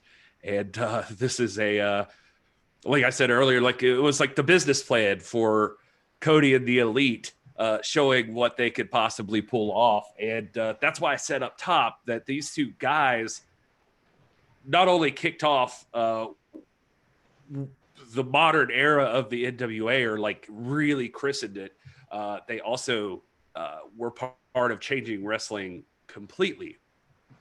Cody at this time had been with Ring of Honor, so had the Bucks, I think, maybe, or some of them. And well, within 4 months, they were gone. And no more Ring of Honor for Cody and the Bucks. Now, they would go on to do their own thing there, and that's not really what we're here about right now. But Cody, for what it's worth, carried that NWA title with pride, held it up on his shoulder in every interview, or right in the crook of his arm. I think he even talked about like he had always just wanted to hold it right there in interviews and like just hold it there. He was at this time, I think, also like the IWGP US champion. So Cody was on fire. Cody was as hot as you could be as a wrestler, I think. Yeah, and I mean, as much as we are fans of Aldis, I think we all realize that Cody winning the belt between All In and NWA 70 was really great for the NWA. Because for me, one of the things that's burned in my mind during that time, again, before I was a diehard NWA fan like I am today, I was following Cody and everything he was doing. And I remember when he won the IWGP United States title, and, you know, they had the post-event press conference, and he's sitting there cutting an amazing promo. And he's sitting there and he's got the IWGP US title in front of him, and right beside it was the 10 pounds of gold sitting right there on that table in New Japan, over in Japan. And you know, again, not discounting anything Aldis did on the Crusade, but Cody continued that elevation during the time that he held the belt, and just seeing it and having that visibility, it was just, I think it was huge for the National Wrestling Alliance. And looking back on it now, especially as part of the NWA fam, I see it in such a positive light that, you know, it pains me right now in this moment to think of anyone besides Nick Aldis holding the belt. But you have to remember, at the time, the NWA was not as regular and established as it is now. And so putting it on someone like Cody, who was really making headlines all over the world for professional wrestling, did nothing but bring a ton of great publicity and notoriety to the NWA. Absolutely agree. And if anything, you know, everything that you're saying is correct. That this put the belt on the map again. This was the pinnacle of that. So the championship's established. Cody Rhodes carrying this thing around. Really, whatever the plan was going into this, I mean, it looked like this was, to me, pretty successful for William Patrick Corgan. And his vision for what the NWA would be. Now you've got this thing, and as much exposure as it's had in, God, how many years? I don't know. I would argue and say even before, what's his name? Dan Severine, whatever Rob's calling him this week. And that's no disrespect. Just so you know, that's kind of a running joke. Jay Cow's a huge Dan Severn fan. We respect the world out of Dan Severn, but we just don't quite know how to pronounce his name, man. It's a Severon or Severino or Severin, or I don't know. But that's not a that whole thing happened because I just text Rob that Dan's watching right now, so that's him. He's covered up here. I'm so sorry, sir. So Cody is on his own mission now. He's carrying the belt. He's looking good. He's talking trash. He defends it. I think he had a great match on Cody's as big as anybody in wrestling. Arguably the biggest star that's not in the WWE, and he's still making those appearances at Championship Wrestling from Hollywood. And that's no knock on Championship Wrestling from Hollywood, but that's not where Triple H is going to show up and wrestle, or Seth Rollins wasn't going there to defend the world title. So it says something about Cody that he was making those appearances as the NWA World's Heavyweight Champion. So I always respect that about him. Now, Aldis, on the other hand, he took his time and had to recalibrate. Sounds like something he should be familiar with. And he went home. And when he was at home his original home, I should say, in England, he was presented with an opportunity. He had a number one contenders match to get a shot back at the NWA World Heavyweight Championship.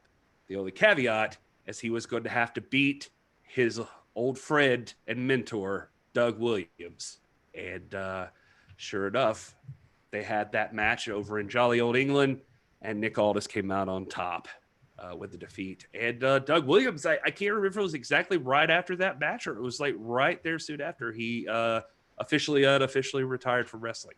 Yep. And, so just a big moment. And that's also in the 10 Pounds of Gold series. You can check that out, or it's at least in the NWA archives there on their YouTube channel.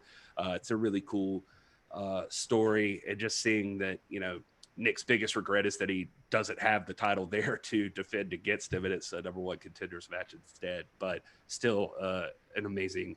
I just love how the NWA turns everything into a beautiful story, and it's my favorite thing about this company.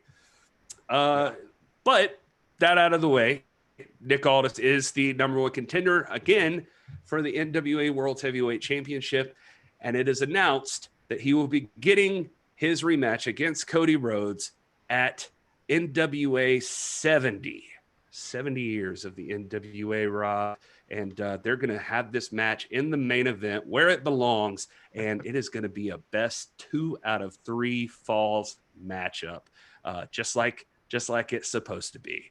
Let's cut to Rob. Yeah, first of all, let's get this back. The whole 70 thing, that's nice and clean, but it wasn't really 70. The NWA goes back to 1905. Let's be real, okay? I shared some stuff with you guys on the Discord, a magazine that was a precursor to Stu Sax's PWI from 1973, where they were drawing the lineal championship all the way back to 1905, and they did that. And I follow that, but formally speaking, yes, this was the 70 show, and as we're getting ready for it, all you can hear is the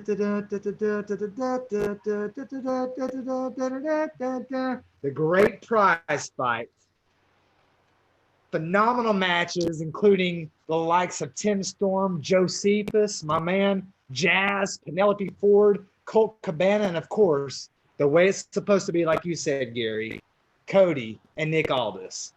Best 2 out of 3. Gentlemen's rules for all the gold, man, all the marbles. I love it. I ain't gonna lie.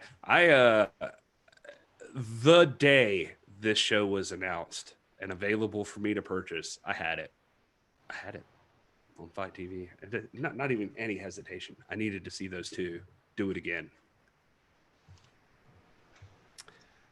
Yeah. Word. I like to imagine that Rob just carries that around with him all the time. Like in my fanny pack. Yeah, I'm like, hold on, let me get this out of my fanny pack. Like Mary Poppins style, you're just pulling out giant wrestling poster. This, which you can also buy on the NWA website, hashtag Long Live Maureen. Got this, and then last thing, always, if you're a real wrestling fan, always carry Pro Wrestling FAQ by Brian Sullivan.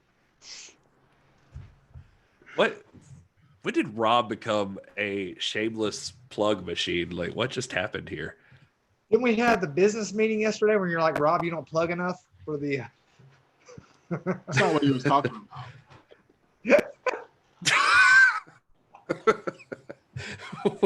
about. So as we all know, the National Wrestling Alliance was founded in 1948. I was trying to get him fired up again. It didn't work. So the NWA 70th show was a combination of NWA and tried and true pro wrestling, basically acknowledging the 70th anniversary of the National Wrestling Alliance. That, Rob says, is not the 70th anniversary of the National Wrestling Alliance.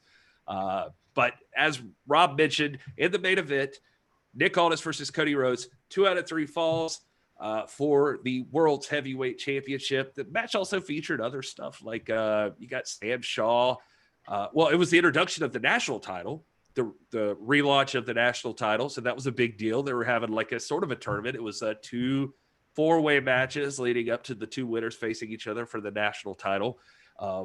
You got in those matches guys you would recognize now. Sam Shaw, who is now known as Dexter Lumis. You got Colt Cabana, Sammy Guevara, Scorpio Sky. You got let's see here, who else? And the other one, Ricky Starks made his debut for the first time in the NWA. Picked up off the street, that guy. They just saw his videos. I think Nick saw his videos, as I recall, and pointed him in the direction of the NWA. And also Willie Mack in that matchup, Jay Bradley, Mike Perro. Tim Storm took on Peter Avalon. I think Rob said it was Josephus earlier, or maybe you were just saying Josephus was there. Josephus was there against Crimson and Jax Dane. Remember, he had the mystery partner that he was going to bring out, Road Warrior. That's Animal. right. Peter Avalon and Tim Storm, the librarian. Peter Avalon, like Rob just said, the librarian from AEW, and that's like Jazz defended the women's title, which actually this was the first time that was really brought back in a pay-per-view form, I guess. The NWA Women's Championship, and it was defended against Penelope Ford, also an AEW wrestler now. So starting to notice a trend here. Willie Mack, of course, fought Sam Shaw and won the national championship, the first time since it had been back. And then, of course, we got Nick Aldis versus Cody. And I guess also worth mentioning in this matchup is it was the debut of another special person in all of our hearts, because Cody always has Brandy with him, and Brandy got involved last time. And Aldis argued that was part of the reason he did not keep that title. Aldis brought in an insurance policy, and that was the lovely and devastating Camille. So welcome to the NWA, Camille. And fellas, as I recall, and I just watched it again today, as I recall, this match, if you thought All In was good, this one tore the house down. This one was amazing. Yeah, this one, and I actually watched this for the first time. If you guys remember a couple months back when we did a cast party and we watched the Crockett Cup 2019, I watched this for the first time earlier that day. So this was like really early on in my NWA fandom, and it just blew me away, man. I mean, as just the story they told, not just the falls, the 3 falls that happened in the match, but just, I mean, man, it was the first match in a long time that I actually felt it. You know what I mean? I don't know if you guys, just being a WWE fan for so long, I had just become so accustomed to like not really being that emotionally invested in anything that wasn't like a WrestleMania or something like that. And then seeing this event, specifically that match, man, it grabbed me, and I was like, no pun intended, talking about a different event, but I was all in after seeing that match. And if you are a true wrestling fan and you watch that match and you don't just immediately become an NWA fan, then I would argue that you're not a true wrestling fan. And that's not a hot take. That's just my opinion, because that match had everything. I mean, you know, the great in-ring storytelling, outside the ring storytelling, you know, foreign objects being used and utilized in a way that added to the story, not just in a flippant way that, you know, was there for novelty or something like that. It was part of the story, and just, you know, it was amazing. And then, you know, that very same night, following it up with the Crockett Cup and seeing Aldis and Marty Scurll. I mean, it just, man, I mean, it proved to me, as good as All In was, as good as you know, AEW had been, and seeing that change the landscape of wrestling here in America, I just, that main event from NWA 70 is what did it for me the first time I saw that. Yeah, 100%. And this is where you really got to see the relaunch of the National Wrestling Alliance. Now, it's one thing when you're talking about the 10 Pounds of Gold series. There's like the spark. I think I described it earlier as they threw gasoline on the spark of the NWA. So like that Tim Storm and Aldis feud sparked it up, that 10 Pounds of Gold series. But by the time you roll around to their carrying on their first ever pay-per-view event since in the modern era, since William Patrick Corgan took over, and I won't say it went off without a hitch, because it didn't. I mean, there were some audio issues and that sort of thing, but you were getting to see this company revving back up, and it was a beautiful sight to behold. And you could not have asked for a better main event than Cody Rhodes and Nick Aldis. And Cody Rhodes did exactly what a real champion does, and same with Nick. But I guess I'm just wanting to acknowledge that Nick wins here. Nick gets the final pin and is going to be carrying the World's Heavyweight Championship and the NWA into the future. Cody's path forks here and they separate, but Cody left with honor and had a hell of a match. Even though he dropped the title, he helped establish the National Wrestling Alliance back as a major force in professional wrestling. Or at least that's how I look at it, Rob. Absolutely. Another thing too is like you don't see a lot of this is a match that was uncharacteristically bloody. We've talked in past shows a long time ago about the Muda scale, and that's the scale that's used to determine the brutality of a match based upon the amount of bloodshed. And correct me if I'm wrong, Gary, I think there's either a shirt or a lapel pin of the bloodied Nick Aldis face. Or is that no? That's that's not Cody. That's Crockett Cup, I think. That's yeah. Earl. Yeah. I'm sorry, I'm getting ahead of myself. Yeah, I'm sorry about that. Yeah. Anyway. No, that's fine. But yeah, I mean, that's the thing is, I mean, this set the stage. I hold Crockett Cup in high regard. It's hard to like. The story's just been fascinating, I think, with the National Wrestling Alliance, and this is a huge part of it. There's different pieces that all factored in majorly when you're talking about the National Wrestling Alliance in the modern era. Tim Storm versus Nick Aldis was a big start for it, the establishment of Tim Storm. But then you get to this Cody, or the Aldis Crusade was a huge part of it. That brought the belt back to prominence enough so that it could get into a main event feature like at All In, which is arguably the most important pay-per-view that we've had in the past 10 years or something. And so that happens. So that establishes the championship belt as a real, we already know it, but it's a big-time World's Heavyweight Championship. And then from there, you get to go to the next logical step is reestablishing the company. And NWA 70 does that as here we are back. We are a driving force in wrestling. And Cody Rhodes does his his part in making sure that happens and looks good happening. And so even though here, unfortunately, for the story of the feud between the two of them, they separate, they part ways after this so far. They, this is what made the NWA happen. It's the very next time that they have a pay-per-view. It's the Crockett Cup in 2019. And it is like, that's the blood. That's the, for my money, the best. Match. Yeah. Yeah. To your point, Gary, about this projecting the NWA and all the, although we think it was already on the map, which it was, this really brought it to a wider audience.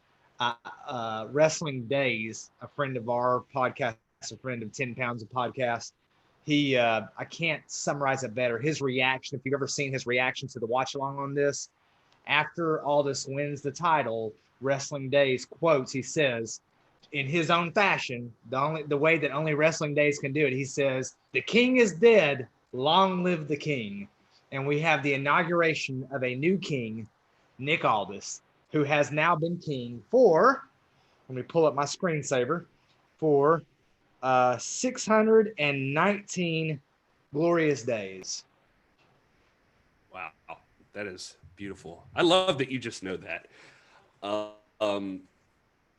That's good news. I love also, by the way, just credit where it's due, Will's clever tweet celebrating Cody Rhodes as the only man to ever beat Nick Aldis for the world's heavyweight champion.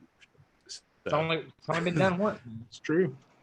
Hey, another thing too, in spite of the fact that the Camille and Brandy were there, this is another feature for those of you who are students of the sport, and most anybody in the chat that's watching this are students of the sport. So I'm not telling you anything you don't know, but this is a great match. This is a match where there's not a lot of rule breaking going on. This is a match under gentlemen's rules, and this is going back to a thing that I hit on a lot, that heels and babies are not a big preoccupation like they might be in other promotions.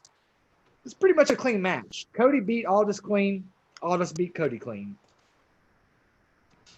Yeah, I especially loved one thing we didn't mention either, the AEW tie. Tony Schiavone is on commentary for this, which was, now we hear him every week on AEW, but at the time that was kind of a huge reunion for me and my childhood.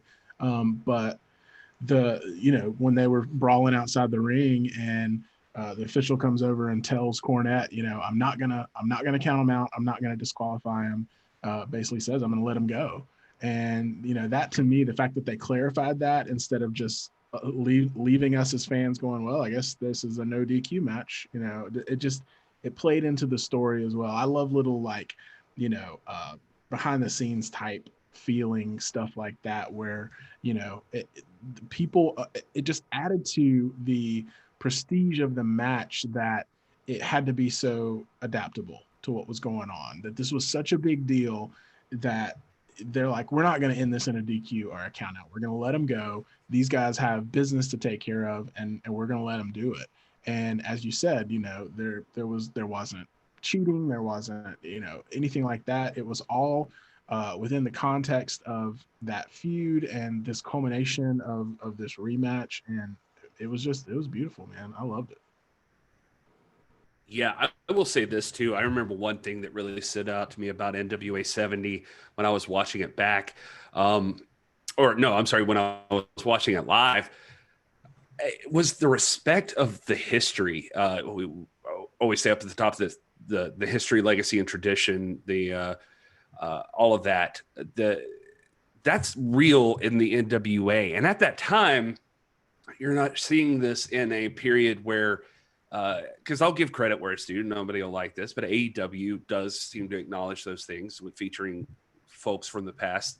But we've been kind of conditioned to WWE's way of showing folks from the past, which is usually like they're dummies and they're just bubbling around and doing nothing of significance. I hate it, but that's kind of true. And here we have the NWA featuring guys like Dory Funk in the show, and Blue Demon Jr. is there, and just like you mentioned, Tony Schiavone, and just all of these names all over the place. Magnum TA was there, and that was just the playbill, really, really cool. The playbill is basically a who's who of NWA, because we've said it. The NWA and AEW are cousins. I mean, they philosophically they diverge at some point, and different promotions have that liberty to do that because they offer different things to different audiences. But you look at Nick Aldis, Cody, Tim Storm, Peter Avalon, Jax Dane, Joe Sivas, Penelope Ford, Colt Cabana, Sammy Guevara, Willie Mack, Ricky Starks. All the big names on there. They're either in the NWA or the AEW. Not a single solitary WWE name on this playbill. The best pay-per-view of that year, man. Next to Crockett Cup. Well, guys, that's kind of where we wanted to go with this as far as the story of the feud between Nick Aldis and Cody Rhodes. From here, obviously, we know what happens to Nick Aldis. He just keeps winning. And from here, Cody Rhodes actually kept losing. He lost his IWGP U.S. title. He started going on kind of a losing streak, but I think it was just to set him up because not long thereafter, he and his boys in the Elite announced All Elite Wrestling along with Tony Khan, and Cody became the executive vice president, and now they have a whole company. We could talk forever about that, so we don't have to, but obviously both successful, and it's just fun to watch for me, or to go back and read just the paths that these two guys followed. And I would have never, I don't even think at the time I realized it, just how similar they were, and just in age, and almost even in style, and in just story in a lot of ways. Even though they started from two different places, they kind of traveled these similar paths and ended up at the same place. And you can't think of two better guys to help usher in the modern era of the NWA, at least on the largest scale it had seen in forever. And who knows what the future holds. Nick Aldis being one of the first interviews I ever did for This Is the NWA podcast. I remember talking to him right then. It was after Crockett Cup and right before Power. And I was like, man, I'd love to see, there's a lot of matches I'd love to see, but I'd still love to see you and Marty again and you and Cody again. It's too bad that's not happening. And he was like, whoa, they're not happening yet. And he's like, don't say not happening. He's like, I get where everybody is, but they're not happening yet. Of course, we were about to see Marty, so that came true. So he had teased there. So I fully, deep down in my heart of hearts, think that one day we're going to get Nick Aldis versus Cody Rhodes 3. And God, if the exponential rise in skill and awesomeness from All In to 70 is any indication, part 3 will be a barn burner for sure. Anything you guys wanted to add about Aldis and Cody? Just that I agree with you that I think that at some point Aldis and Cody 3 are inevitable. It's one of those things that has to happen. Growing up in the 80s, we never thought that Flair Hogan would happen, but then there was part of me that said it's inevitable. It's going to have to happen. It's necessary for the business. And I think you've got something that might be the signature feud of Aldis's career. Of course, we don't know. We've got another 30 years of Nick Aldis come, guys. So we don't know what that signature feud is going to be, but it might be this one. And just for the sake of the good of humanity and the wrestling world, and for all that's right, we've got to have Aldis Cody 3. It's got to happen. I agree. I'd like to see 3, 4, and 5, to be honest. I mean, I think, as you said, these guys got a lot of years left in them, and we can't judge the future based solely on the present, because things are always changing, as we know and as we've seen in the last 5 years in professional wrestling. And so, the door's not closed in my mind. And there's always growth and evolution among AEW, NWA. I mean, we're currently restructuring. I'm excited to see what happens coming out of that, and just the freshness and the new iteration that we're going to get of the NWA when things get back going. And who knows what's possible. But I'll just say that definitely this feud, when we talk about the evolution and the rebirth of the NWA, when you look at it in context, I mean, it's got to be one of the most meaningful things that happened, along with, the 10 Pounds of Gold series and Tim Storm. Obviously, we talk about that a lot, but this Cody Aldis feud really is, it launched the current iteration of NWA that we know and love, because it put a lot of eyeballs on that title and on the National Wrestling Alliance as a whole, because it brought it to what was at the time when All In and Cody and the Elite and all this was going on, and AEW was kind of forming in the background. It brought that title to what everyone was talking about, and you can't put a price on that.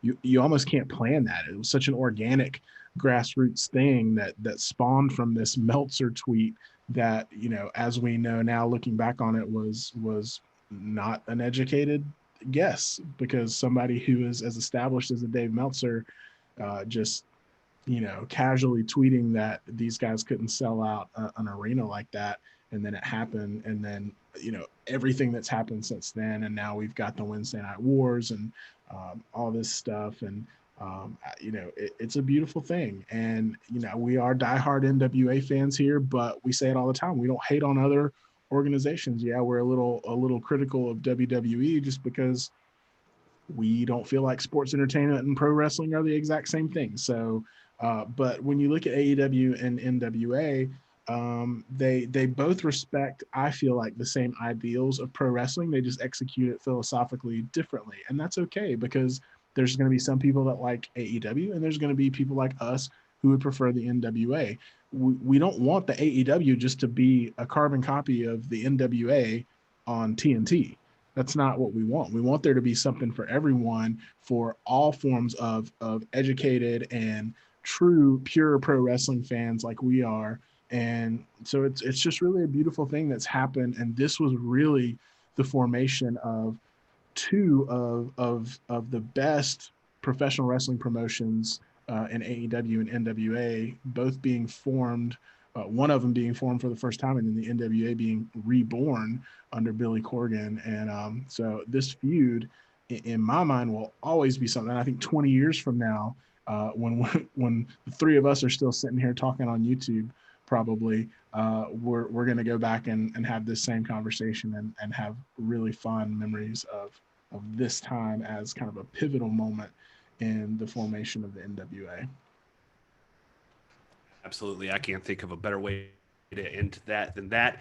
Guys, don't go anywhere, because just a second, we're going to tell you how to win some free merchandise from This Is the NWA Podcast, some free NWA fan merch. But just wanted to take care of shop here real quick. This is what's going to happen. For the podcast portion of this show, we're going to wrap it up right here. And at the end of telling you how you can win the free merch, we'll give the podcast that at least. But everybody live, stay tuned, because we're going to get to the live after show. I guess it's NWA after dark. And we're going to take live questions, live discussion from the chat. We're going to talk to you guys. It's going to be the benefit of being here live with us. We've already got questions in from Twitter. We're going to be talking about things like what should happen with the TV title when the NWA comes back. What new talent are we expecting to see? Top 5 main events of all time.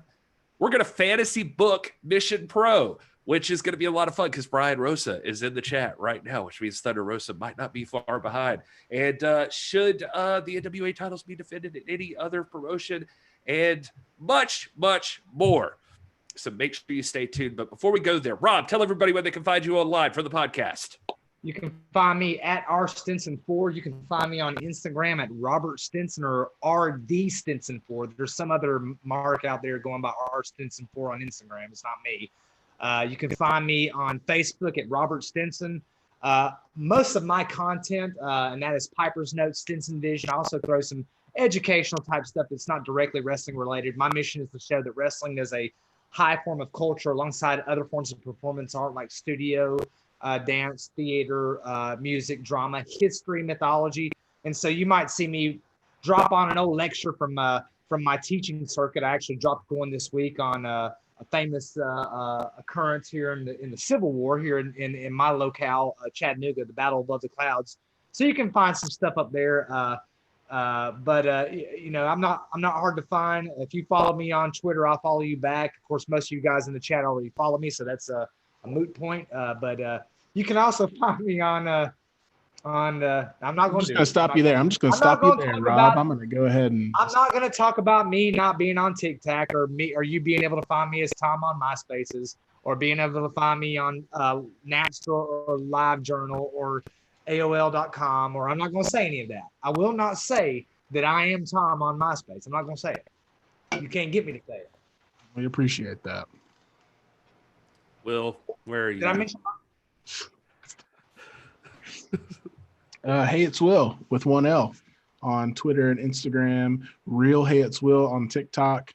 And I do a daily show on this channel on the days that we don't do a live stream. And we are currently spotlighting some NWA fam stories. So things that some videos that you guys are submitting. It's been awesome. I've got a bunch of them lined up to come out for the rest of the week. But I would love for you, if you haven't, to send in your NWA story, just telling us why you love the NWA, how you became a fan, what you're excited about when the restructuring happens and the NWA gets back going, and email that to heyitswill with 1L at gmail.com. And I would love to feature you on the show. It's been a lot of fun. I hope you guys have enjoyed that. We've gotten a lot of good feedback, just being able to hear a bunch of voices from the NWA fam on that platform, and just to remind us that, dude, we're just a big family, and we all have different backgrounds, we all have different stories, but we are joined together by this beautiful thing that is the National Wrestling Alliance. And it's a great reminder, especially during this downtime, during this kind of uncertainty that we're in right now, that this thing really is bigger than one person. It's bigger than even, one wrestler. It's bigger than that. It's a bunch of individuals who have a common love for this thing. And so send in your video, and that would be much, much appreciated. Hey, Gary, can I just give a quick shout out to Brian Lang, who's in the chat tonight and has done some amazing This is the NWA Podcast art of the Bearded Trio. So make sure you go and follow him on Instagram, follow him on Twitter. I'm just very humbled. Check it out, man. You guys, I'm not going to show it here, but it's really, really cool. And I appreciate that, man. Very, very, very, you almost caused me to tear up here if I teared up, which I don't. Awesome. I have not seen that, so I am anxiously awaiting looking at that. It's cool, man. It's cool. That's so awesome. Thank you, Brian. Yeah, absolutely. You guys get on Instagram and look for Brian Lang. I am at This Is Gary Horn on everything. And the podcast is at the NWA Podcast. For God's sake, if you are not following us on Instagram and Twitter, you got to get on that. There's going to be all kinds of special stuff coming out on there. We try to engage, interact, and we just want to shout out to everybody in the chat. We're going to be with the chat after this. That's one of the benefits of why you got to come live on YouTube. We're live every Sunday and every Tuesday, usually at about 8:30, sometimes 9. We try to figure it out. We try to keep you posted. And we also, we appreciate you. I guess that's what I want to say. I see John Blaine in the chat, first time here. Thank you so much, John, for joining up with us. That's really, really cool, man. The one thing I want to add for the podcast guests, just so we could be fair to everybody, we have to tell you about the NWApod.com.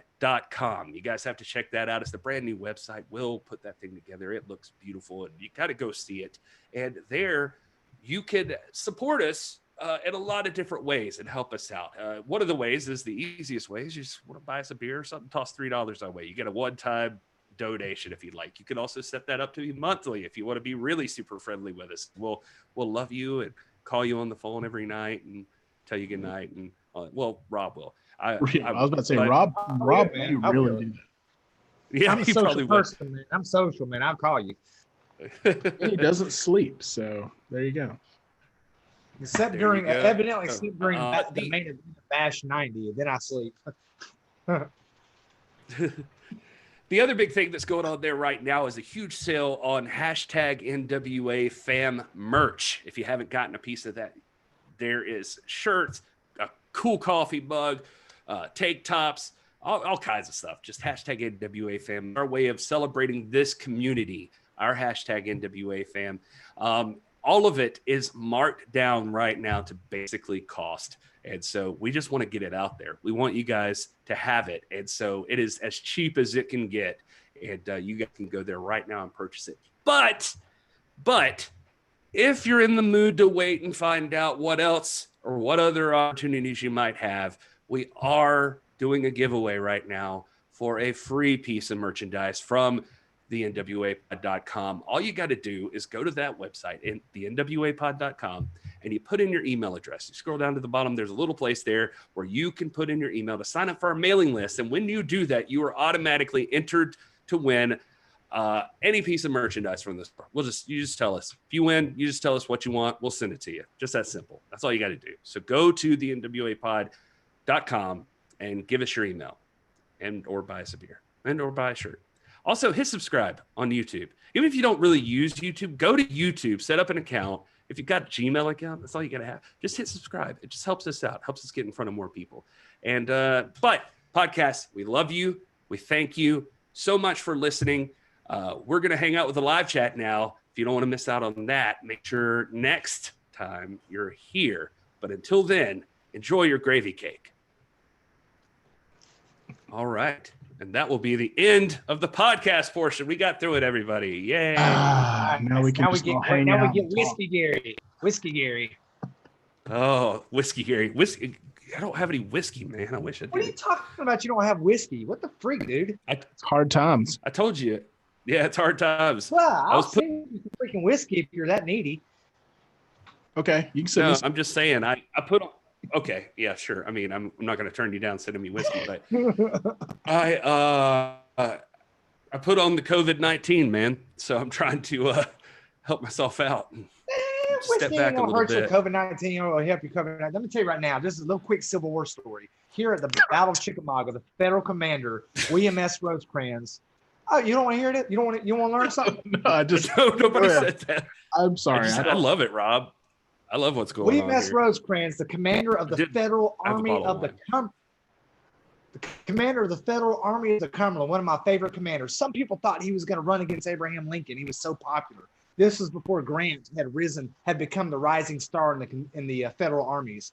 Well, it just so happened that William S. Rosecrans, in an order to institute discipline, hands out a general order that there would be no more alcohol, no more whiskey or beer amongst the troops. Well, it just so happens that the Army of the Cumberland is made up of Midwesterners who happen to be mostly Irish and German. And you know Germans, they got to have their beer. There was nearly a revolt in the army. William S.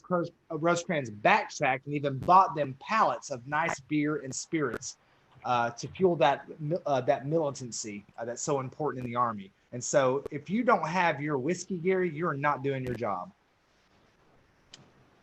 Wow. That is that's intense. Can you pass that message along to my wife too? She says I'm not supposed to drink every night. So I totally disagree. Don't get me wrong. But all right. Well, the Nation shows in the chat, and they said that they are waiting for, I think that's Joe. He says he's waiting for the NWA fam cod piece. So got to get to work on that. We do have underwear. We do have underwear available. We can make some NWA fam underwear. Is that true? Can we really do that? Yeah. Wow. And socks. That's pretty awesome, actually. I didn't know that. Yeah. I like that, though.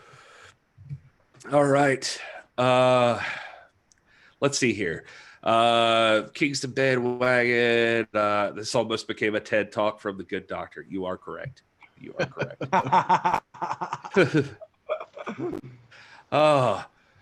By the way, the champ is in the chat, and he says he'd like to applaud Dr. Stinson for raising the intellectual state around here. My man. So there you go. Nick Aldis raised the intellectual standard well before Dr. Stinson ever enter the scene. God, Nick here we Aldis go is again. already raising the standard. So thank you, Champ, for the compliment. I hope he was here earlier. Champ, if you really want to, you should catch this later and scroll back up 10 minutes in where he goes on like a 30-minute rant about you. And we all sat through it. Respect. I'll give you that. Well, you had nothing to say because everything I said was true. So I was just waiting on somebody to chime in with their silly comments about the quarantine reign and all this. I'm like, come on, dude, back up. You don't know if that's the argument you're going to make, then you don't know pro wrestling. So you about to send me on another rant, man. To be fair, you were ranting about something I did too. So Mike C just subscribed. Thank you, Mike. Thank you so much for subscribing. Appreciate that. And all right, let's look at some of these questions. We'll wrote down some of our questions from the old tweeter. And God, I'm turning into Rob. Let's see here. Pipe Picasso writes in and asks, should the NWA shelve the TV title when they return? What do you guys think in the chat? And I don't know. Will, what do you think? It's hard to say right now. I think that I love the TV title. I've been very vocal about that. It's one of my favorite titles around, obviously besides the 10 pounds of gold. But, I think that all depends on, how the restructuring happens and when things get back going, what that looks like. It may not be a terrible idea for that not to be a focal point right out of the gate. I don't think they should officially shelve it for any amount of time, but maybe just kind of let it simmer. But I mean, personally, I love the TV title. I would love nothing more than to kick back off with, a nice TV title tournament or something to fill that vacated spot, whatever, and just create some excitement and some buzz. But, I think it just all depends on strategically what's going to be best for the company, as I said, when things get back going. I get your... Go ahead. Go ahead, Rob. I'm sorry. No, go ahead. You say first, and then I'll go.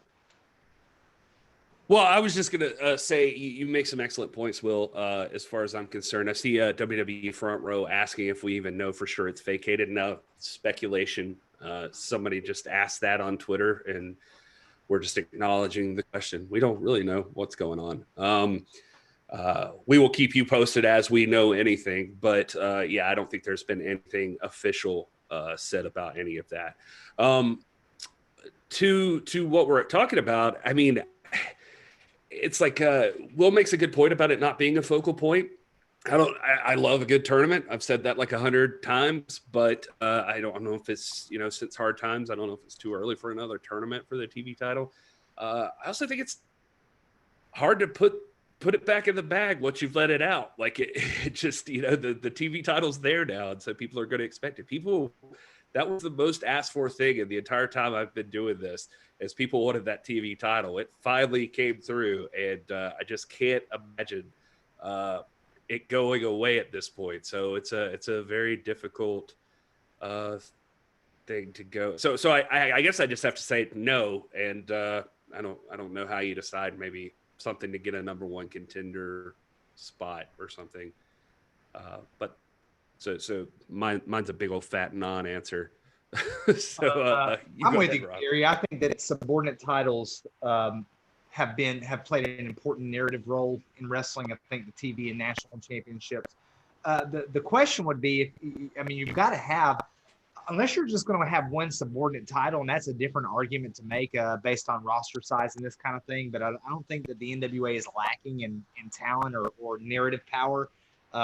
I've always been intrigued by the junior championship, the junior heavyweight championship, which is not active right now, but that's a title that it has a chance for your cruiserweights, or I guess the cruiserweight belt would be the natural descendant of that. But this is a belt for guys like Mike Jackson or Nelson Royal or Denny Brown or some of the Black Bart to have a world title when they're not going to be able to compete with big guys like Nick Aldis or Tom Latimer or guys like that. So if you're going to, it depends on what your purpose is. See, I think the TV title is sort of our version of the Intercontinental title. Maybe it's the working men's title. It's the belt that's defended on air.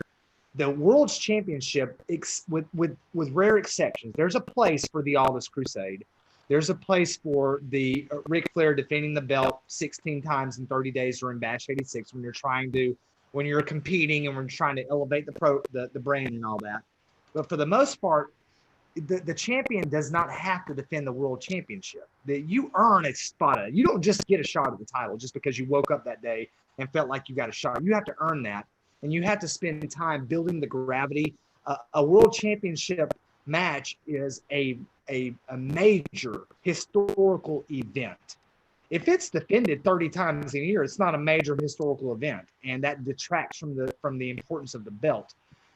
So you've got to have trophies that earmark your rising talent, whether these guys ever compete for the belt or whether they're whatever.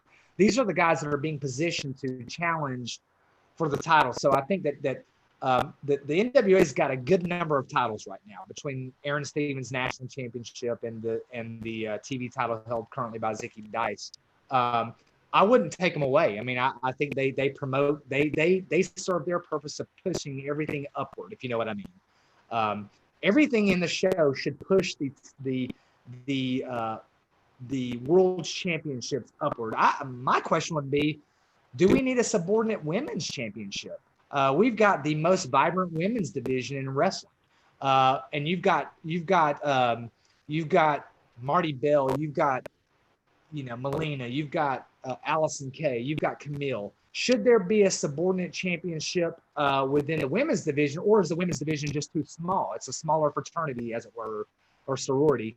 But no, I think we keep the TV title. We've got to there should be something defended on every show, but it shouldn't be the World's Championship. I like the differentiation between the titles. We talked about it before when we talked about the national title. I think, Gary, you and I talked about it on one of the Power Rewind episodes, but just there's a hierarchy of titles, and they actually matter in the NWA as opposed to other places where it just seems like they're thrown in there for a novelty purpose. But the TV title, it kind of serves that purpose as the title that is defended on a regular basis, to leave and almost elevate the world's title more because it's not defended as much. And so I think there's definitely a need for it. I think the context of the question that Pike Picasso was asking too was, with Ricky Starks being the champion and then he left, and then reports of Zicky Dice leaving again. We haven't confirmed any of that, which is why we haven't, presented that. But it's like not that it's cursed or anything like that. That's an over dramatization. But I think that was the context of the question in that regard. No, I don't think it should be shelved. I think it should continue to play its part in the hierarchy of championships in the NWA, and it serves as a launching pad for guys who are defending week in and week out, and it just kind of gives that excitement without having to do that.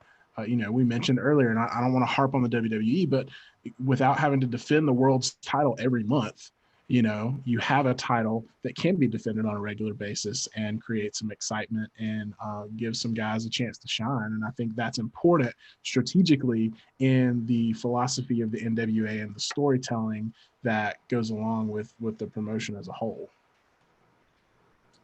Yeah, very well put. And I would say too that if I felt like I see the love for the national title, and I too have that love for the national title, I think if I felt like it was interfering with that so much, I would get it. But I look at the TV title as like doing its own thing. They made it unique enough in what it does or how it works that it adds a different layer of excitement, I think, than being that next step up. I mean, it does give an additional opportunity at the World Championship, but I mean, so far we didn't anybody get close to that. So it's just it immediately to me makes something meaningful out of it adds to matches every time it's in there, because then it's like, all right, does this guy continue his streak, or does someone else get to start in that pursuit? And then you get to fantasy book that in your mind. Like, what happens if this guy gets to 7 and gets a world title shot? So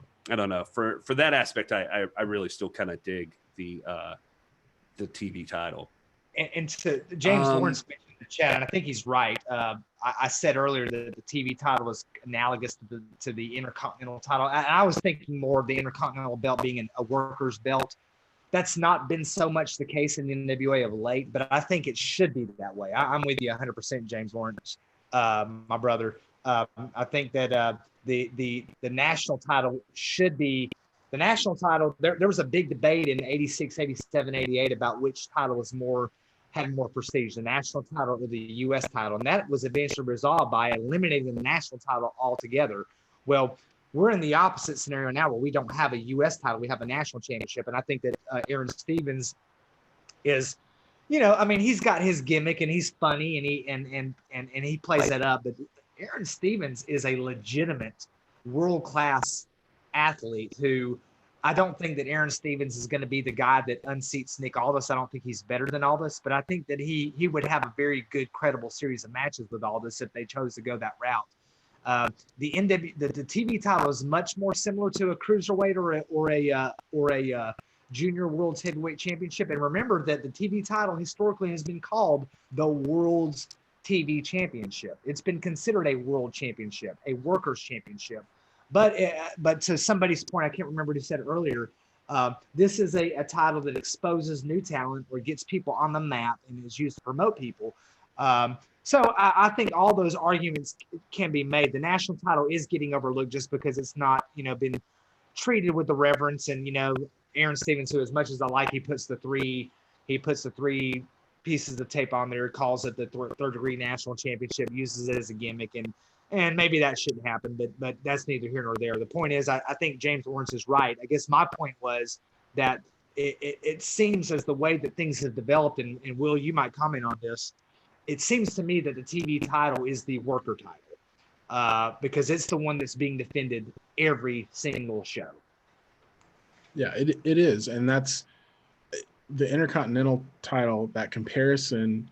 I would caveat that by saying the Intercontinental Championship in the 80s and 90s, because it hasn't been that since then. It's been a novelty title along with the U.S. title in WWE, and they don't really mean anything. You don't hear guys talking about, and this is one thing I love about the NWA, is people acknowledge the hierarchy of the titles. I mean, if you're the TV champ, you acknowledge that, oh man, now I want to get the national title and then the world's title. And there's, we were talking about this when we were watching the Great American Bash 1990 last night. It was just the between every match of that card, they referenced the world title match. And when other guys were being interviewed, whether they were a current champion or not, they referenced the world's title. And that's something that you don't see in mainstream wrestling nowadays.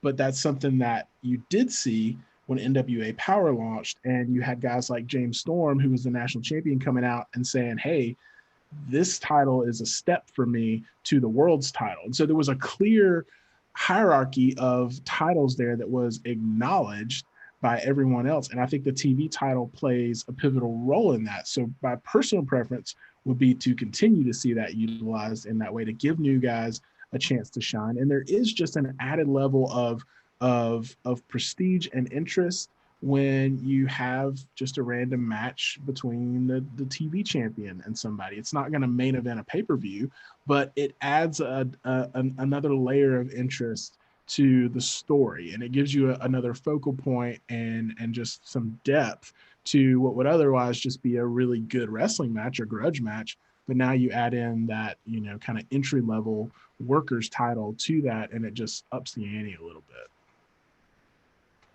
I'd like to add to that to say that, I'm seeing in the chat a lot of discussion about the national title and Aaron Stevens' takeaway from it. And is that why it doesn't seem quite as prestigious or not? But I don't think it's too much, given that everything is where it is. I was going to say this. I think I've said it before, but especially since this is the live chat. When I was at the last tapings doing this setup for Crockett Cup, and we got to sit in on some interviews, like some of us stuck around, and we got to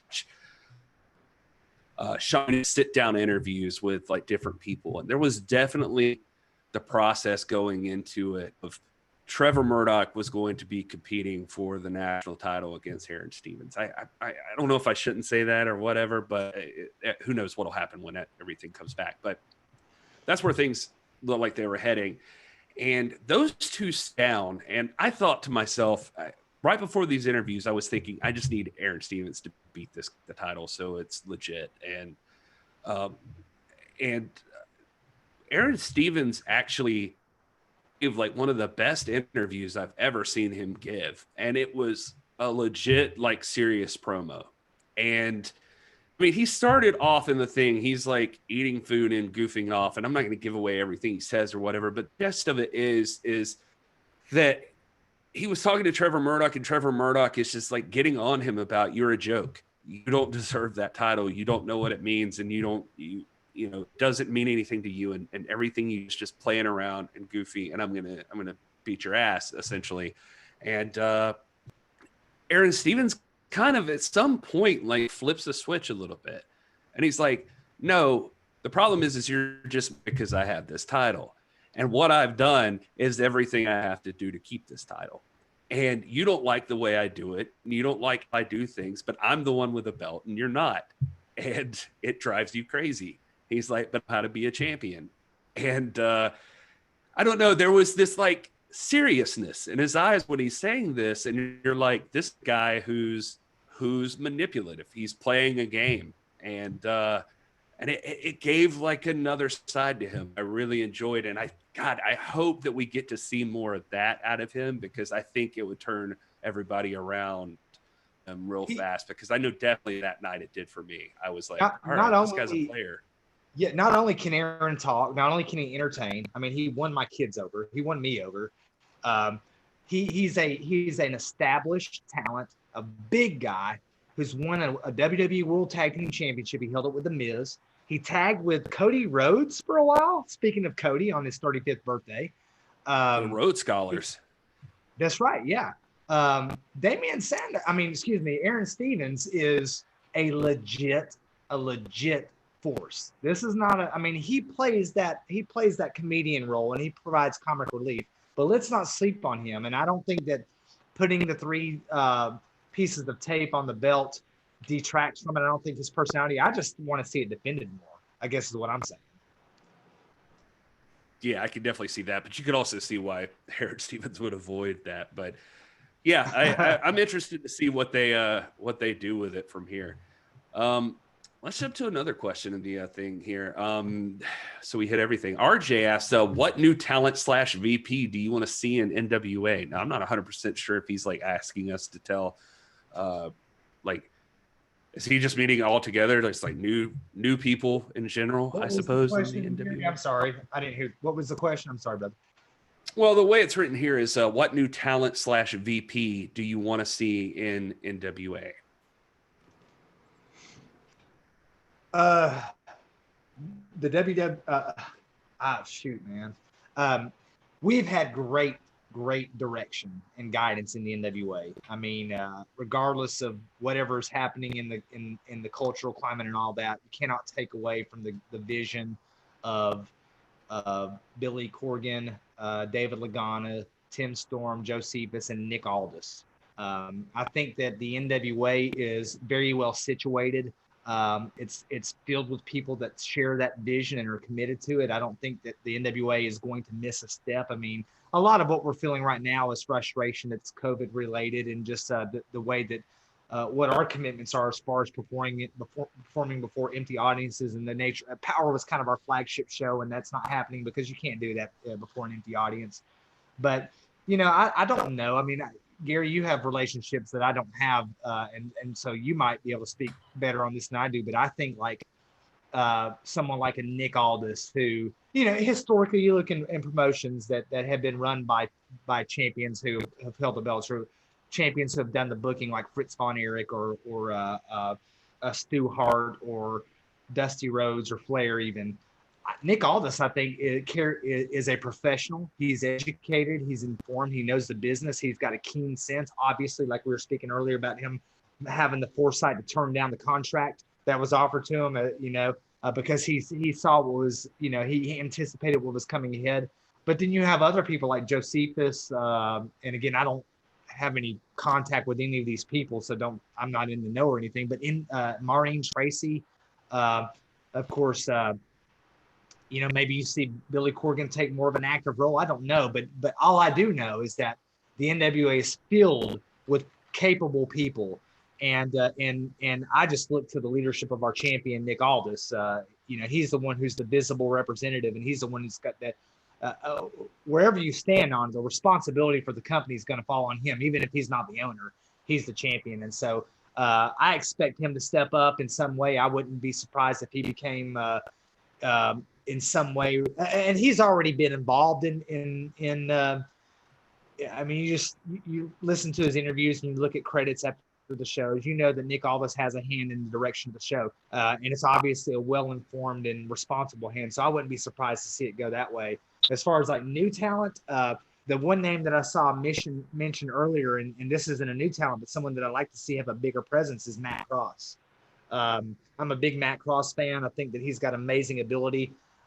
There's nothing that, and I, this is no shade on Ricky Starks or Zeke Dice or anybody like that, but Matt Cross has as much in-ring ability and talent as anybody, and I think he would be someone that would fit perfectly into a subordinate title storyline, like a TV title or national championship pitcher. So I guess if you ask me who do I want to take the reins of leadership in the NWA, I want it to be Aldis. What new talent do I really want to see being pushed forward? I want to see Matt Cross. Hey man, you know who Aldis's wife is, right? Like, you're not nearly as cute. Yeah, like he's not gonna leave her for you. I'm just saying. I just need you to know that. Oh man, I'm missing something, man. I'm missing something. But did I miss a text? No, I don't think you're missing anything, man. You seem James real in Lawrence, love. That's all. James Lawrence pushed out the name of David Marquez too, and I think that that's another name too that you got to.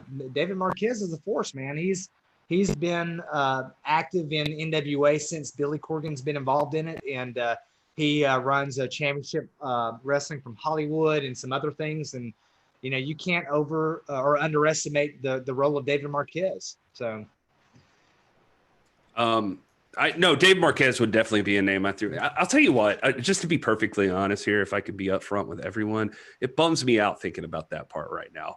And so, like, the whole thing does. There's no names that you guys have said that I wouldn't or that I would disagree with. I think that you look at Nick Aldis, just like Stinson said, and let's listen to the story we told tonight. I mean, just about Aldis's history in the business and what he's seen and what he's already been through. I mean, if there's anybody capable of knowing how a wrestling company should go, I mean, it's got to be that guy. And David Marquez obviously would fit that same level too. David Marquez has the familiarity with running a company, but as J Cal in the chat is pointing out, he's got his own empire to deal with. So, I'm not sure that he's even interested in something like that. As far as new talent, I think you're dead on with Matt Cross. I'd like to see Caleb Conley get a more active role. If we're just throwing like people that are in there, I think Sal was on his way. So, man, there's plenty of people in there already that are doing great. I would love to see them bring in more people like Danny Jordan and the American Kaiju, Lindsay Snow, like as far as that women's division goes. I think they would make excellent additions to an already stacked women's roster. But dude, if you're already dominating in the women, as far as I'm concerned with the NWA, and you could just own. Would you not love to see women's wrestling?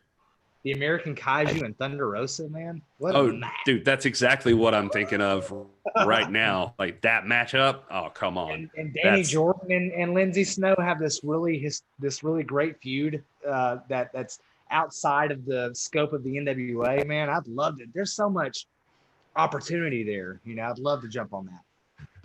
Brian Rose is in the chat revealing our private text, though, because I did tell him earlier today that I really hope Dixie Carter would become vice president. So thanks, Brian, for spoiling that.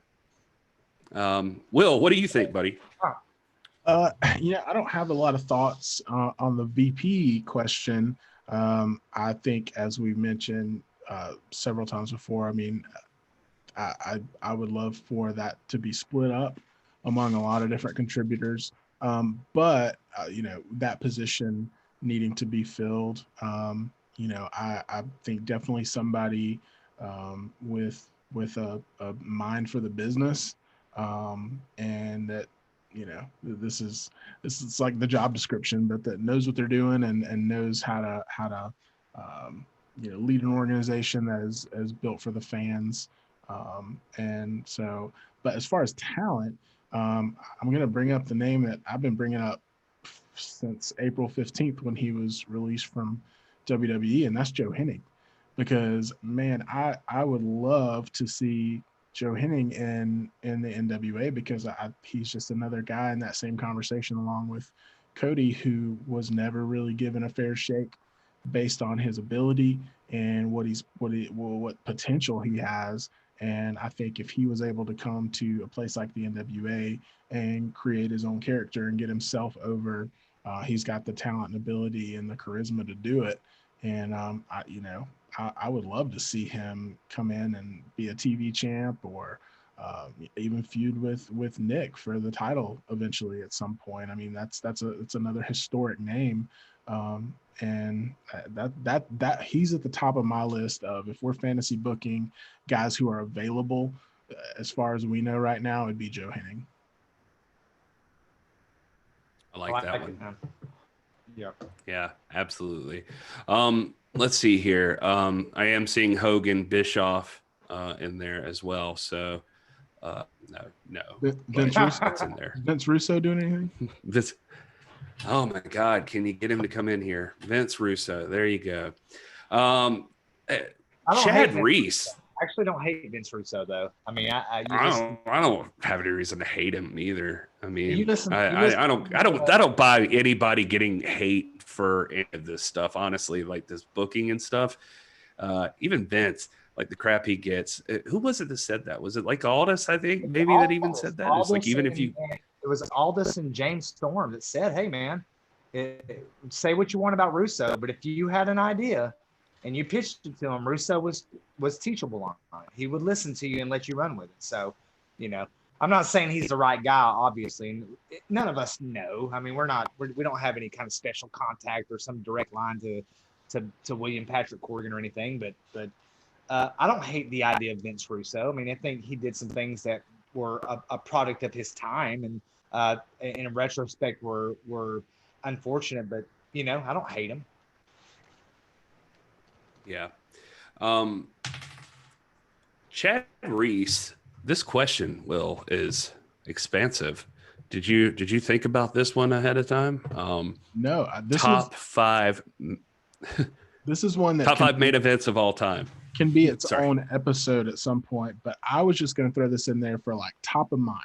And it doesn't have to be five. That was just a specific question that Chad asked. But, what are the, like, when you think of the best main events in all of history, what are the ones that stick out to you? I thought that was just a fascinating thought starter. Okay, here's one right now, and everybody's going to hate me, but I'm just going to do it. This is legitimately God's honest truth. Right when I read that question, first thing that came to my mind, WrestleMania 6, Hulk Hogan versus Ultimate Warrior. That was the first thing that came to my mind. Greatest feuds of all time, not no. Main events. It says top five main events. I mean, right now, also, I guess Flair and Sting come to mind from Great American Bash 90, which is awesome. Is it just whatever the last one you saw was? Well, dude, I'll tell you what I really remember is, like, I remember seeing Hogan and Warrior on the cover in like the video rental store, like when we would go there, and that one always just stood out to me. And they both were champions, and I just thought that sounded like it was unheard of that the Intercontinental Champion was facing the World Champion. And I don't know, for some reason, to my mind at the time, like that was huge. It didn't get any bigger than that. Also, I couldn't picture in my brain, I couldn't fathom who would possibly win that match. Like how, I wasn't inside the business or anything. I didn't know like where all the signs were pointing or whatever. I just knew that Hulk Hogan and the Ultimate Warrior, there were no two bigger stars in wrestling than those two guys. It felt like to my mind as a kid. And so that one's always just like burned in there. Just that, besides the fact that it's probably actually legitimately Ultimate Warrior's best match. If not that one, then Macho Man and Warrior in the I Quit match or whatever, or the career ending match. Anyway, that was my first one. I'll stand by it. You got 4 more. Well, I see Bret Hart versus Steve Austin in the chat from Brian Rosa, and that's probably like maybe my favorite match of all time. But that, I don't think it wasn't the main event of that show, so I wouldn't have thought of that one necessarily. But gosh, like a main event, it's tough. I think of Austin Rock, I think of stuff like that, but it's tough too because again, like in the last like 5 to 10 years in mainstream wrestling, the main event hasn't even been the main event. Like it's been so discombobulated when it comes to structuring the show card. The first one that came into my mind was Crockett Cup 2019, Skrull and Aldis, because that was one of the most recent. Oh my God, I feel so guilty now. That was one of the most recent ones I saw, and not to ignore history, but just off the top of my head, I don't have like a list of historical main events. I have general context for feuds and things like that, but none of them are sticking out particularly in my mind. But that Crockett Cup, and a lot of you guys watched that with me for the first time live on the Cast App party, and it rocked my world, man. I mean, that was the first time in a decade almost that I felt like I was watching a main event. I mean, you had the banners hanging up from the rafters of Aldis and Skrull. I mean, it had the prize fight feel for sure, and the story told in the match, the ending, the promo afterwards, all of that. That was the first, definitely in recent memory, main event that I can remember that actually felt like a main event. Man, I can't believe I left that one out, but I think my mind just went to like I had to pick something older because, yeah, man, when I was at Crockett Cup, I saw that one front and center, and you could not have convinced me there was a better match than that match that night. Like it was the best thing I'd ever seen, and it made me re-fall in love with wrestling, like just immediately, just like went back through all the emotions again. But I see things like it does bring up an interesting point, like what you said, just like telling where the main event is and that sort of thing. Like J Cal's in the chat throwing in like Macho Steamboat, WrestleMania 3. It was a great match, but like I would not have thought of that one because I didn't think of that one as the main event, like WrestleMania 3's Hogan Andre, so it's weird. Like, I mean, it could have been a main event, sure. But like when I think of main events, part of what I was kind of going through in my head, and maybe I'm overthinking it, is like last match on the show, like the main event, like what shows do I remember with their main event? Like I feel like I even have to sort of in my brain be able to tell you where that was at, like exactly what show it was. Yeah. Rob, you can talk. So I think of like an importance, not necessarily, I've got a couple on this that I don't think are there are a couple that I think are technically really sound matches. I mean, you think of like Flair Steamboat, that's great. People look at that as a great technical match. I don't think it's like as important as some other matches. So am I going to throw out my top 5 right here now? Is that what you want me to do, or just okay? Got them.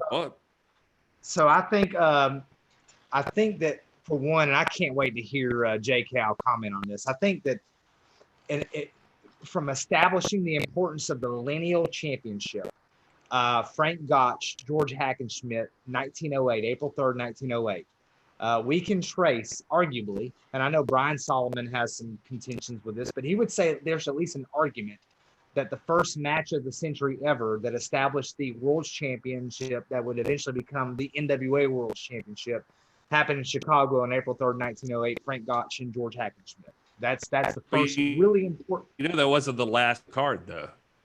It doesn't matter. I'm talking about. I think. I'm just kidding. I don't know that. Yeah, I was just testing you. and George Hackenschmidt and Frank Gotch would wrestle again. They would have a rematch, but this match was way more important, and this was called the match of the century at the time. So you think the match of the century in 1908? That meant that there had to have been matches going all the way back to 1808, and therefore the NWA Championship goes back to 1808, not 1908. Exactly, mind games, bro. So you got that. You've got a WWF match that I think was very important, just from establishing wrestling in the mainstream of pop culture.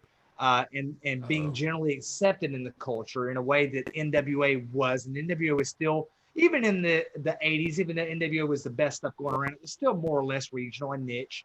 But Hogan and Andre at WrestleMania put pro wrestling on the map for disc jockeys and for rock stars. It brought in, this was like right on the heels of the rock and wrestling connection and Mr. T and Cyndi Lauper and all that. And Andre the Giant was already a universally recognized major global international force and a mainstream star. And so to see Hulk and Andre in WrestleMania 3, even though people will tell you that was not Andre's best encounter. Harley Race had body slammed Andre the Giant 8 or 9 times before this. That match, just from the spectator sport perspective, was huge. So I have to acknowledge Andre and Hulk Hogan, WrestleMania. And then you got a series of the big 3 NWA matches, the 3 most important NWA matches, if you don't count Gotch and Hackenschmidt as an NWA match, which I do, but if you don't, and I understand there's some sticklers that are not going to, but I would put Flair versus Race, Starrcade 83, as the match that established the legacy and the importance of Ric Flair as a NWA mainstay, and was the passing of the torch from Race to Flair. I put Flair versus Rhodes 1986 because this was the Super Bowl. This was the 2 biggest names in wrestling apart from the WWF. Flair and Rhodes are the 2 biggest names, and to me, this is their perfect match. And then for the match that reestablished the NWA as an international force, I put the very match that we talked about tonight, Cody Rhodes versus Nick Aldis at 70. As my number 5 most important main event of all time. All right. I'm glad somebody mentioned the 70 match, though. That's definitely worth discussing in there. Dave Scooby, by the way, is backing you on Race versus Flair. Brian Rose is in here. I mean, he is like, I don't give a dang if it's the last match. He's saying Mankind versus Undertaker, Hell in a Cell, Dudley Boys versus Hardy Boys versus Edge and Christian, WrestleMania 17. So, all of those matches are awesome. I mean, Taker versus Michaels too. One of them was the main event, wasn't it? Like the last match. I can't remember. You have double main events too. You have events that have double main events. The match made in heaven and the match made in hell. I mean, the world, in an ideal world, you should have a triple main event. You should have the World's Women's Championship, the Tag Championship, and the Men's Championship. Those should be your triple main events. I'll bring up one too, just for me personally, that was really impactful. I think it might have been WrestleMania 14 or something like that. Shawn Michaels and Steve Austin, when Tyson was the guest referee and Stone Cold won the title, and that, to me, that was just a really exciting main event. It was something that they had built for a long time with DX and Stone Cold and the whole Tyson angle, and that was a lot of fun just looking back on that, living that in real time. I also, when I was younger, my aunt bought me WrestleMania 7, and I watched that pay-per-view like 100 times. I didn't even know till like many years later that it was like considered one of the worst ones. But I loved that show, and I just like mimicked it all the time. It's like Hogan and Sergeant Slaughter. Come on. Oh, say, can you see by the dawn's early light, Sergeant Slaughter, that I'll be the next world heavyweight champion? You'll just be another victim of Twilight's last screaming. I can't wait to isolate do that again so I can tweet it out screenshot that. I'm gonna open up QuickTime and I'm gonna screen record. That was amazing. I'll send it. Well, you know something, brother. I'll send it to you, Rob. I don't use technology, Will. I'll mail it to you. I've got to use QuickTime because I don't use technology. Yeah, I'll mail you the DVD. Oh man, let's move on to a different question. I love that question, man. That was a great question. Oh, like Will said, I mean, that could be like a whole episode question. I mean, it's tough. Like, this is just off the top of your head right now talking about these things. But yeah, greatest main events of all time. That's a show right there, buddy. Fantasy Booking Mission Pro from WWE Front Row. All right. Easy. I already know. Okay. Well, Rob, then I guess you can go first. It's easy, man. You got to book Lindsay Snow and Thunder Rosa. You got to fit Danny Jordan into that equation somehow. Obviously, we want Marty Bell and Allison Kay in there, but I'd love to see the battle of the paint, man. Lindsay Snow, the American Kaiju versus the woman from the graveyards of Tijuana, Mexico. Neighbor versus neighbor, country versus country, paint versus paint, Thunder Rosa, and Lindsay Snow. Lindsay Snow, more of a high flyer. Freaking Thunder Rosa, more of a strong style with an MMA background. I love it, man. I think that is an epic main event match. Mission Pro, Lindsay Snow, the American Kaiju versus the daughter of the Tijuana graveyards, Thunder Rosa. WWE Front Row, for what it's worth, is in the chat. He's shouting out some of his faves: Savannah Evans, Maddie Max, Diamante, Thunder Kitty, Faye Jackson, Shaza McKenzie, Lindsay Snow, and Lady Frost. I do not know some of these. Maddie Max was in. Well, didn't she? Is she the one that Camille practically murdered in the ring? And yes. Faye Jackson, I've seen. She seems fun. I like her. But yeah, I'm 100% on board for Lindsay Snow, and I'm a Danny Jordan mark too. So I've seen Lady Frost's photos around, but I haven't. I don't know who that is. Jake House says Hulk Gary greater than Whiskey Gary. We'll have a debate one night. I would like to see Whiskey Hulk Gary personally. Whiskey Hulk Gary. Will, you got any ladies you'd like to see booked in Mission Pro matches? I mean, one that has come across my radar recently is Heather Monroe. I think she's out in Championship Wrestling from Hollywood. She's been featured a lot, and has kind of piqued my interest and done a lot of cool things from the limited stuff that I've seen from her. But she would be probably a good name, good addition to that show. Yeah, I agree.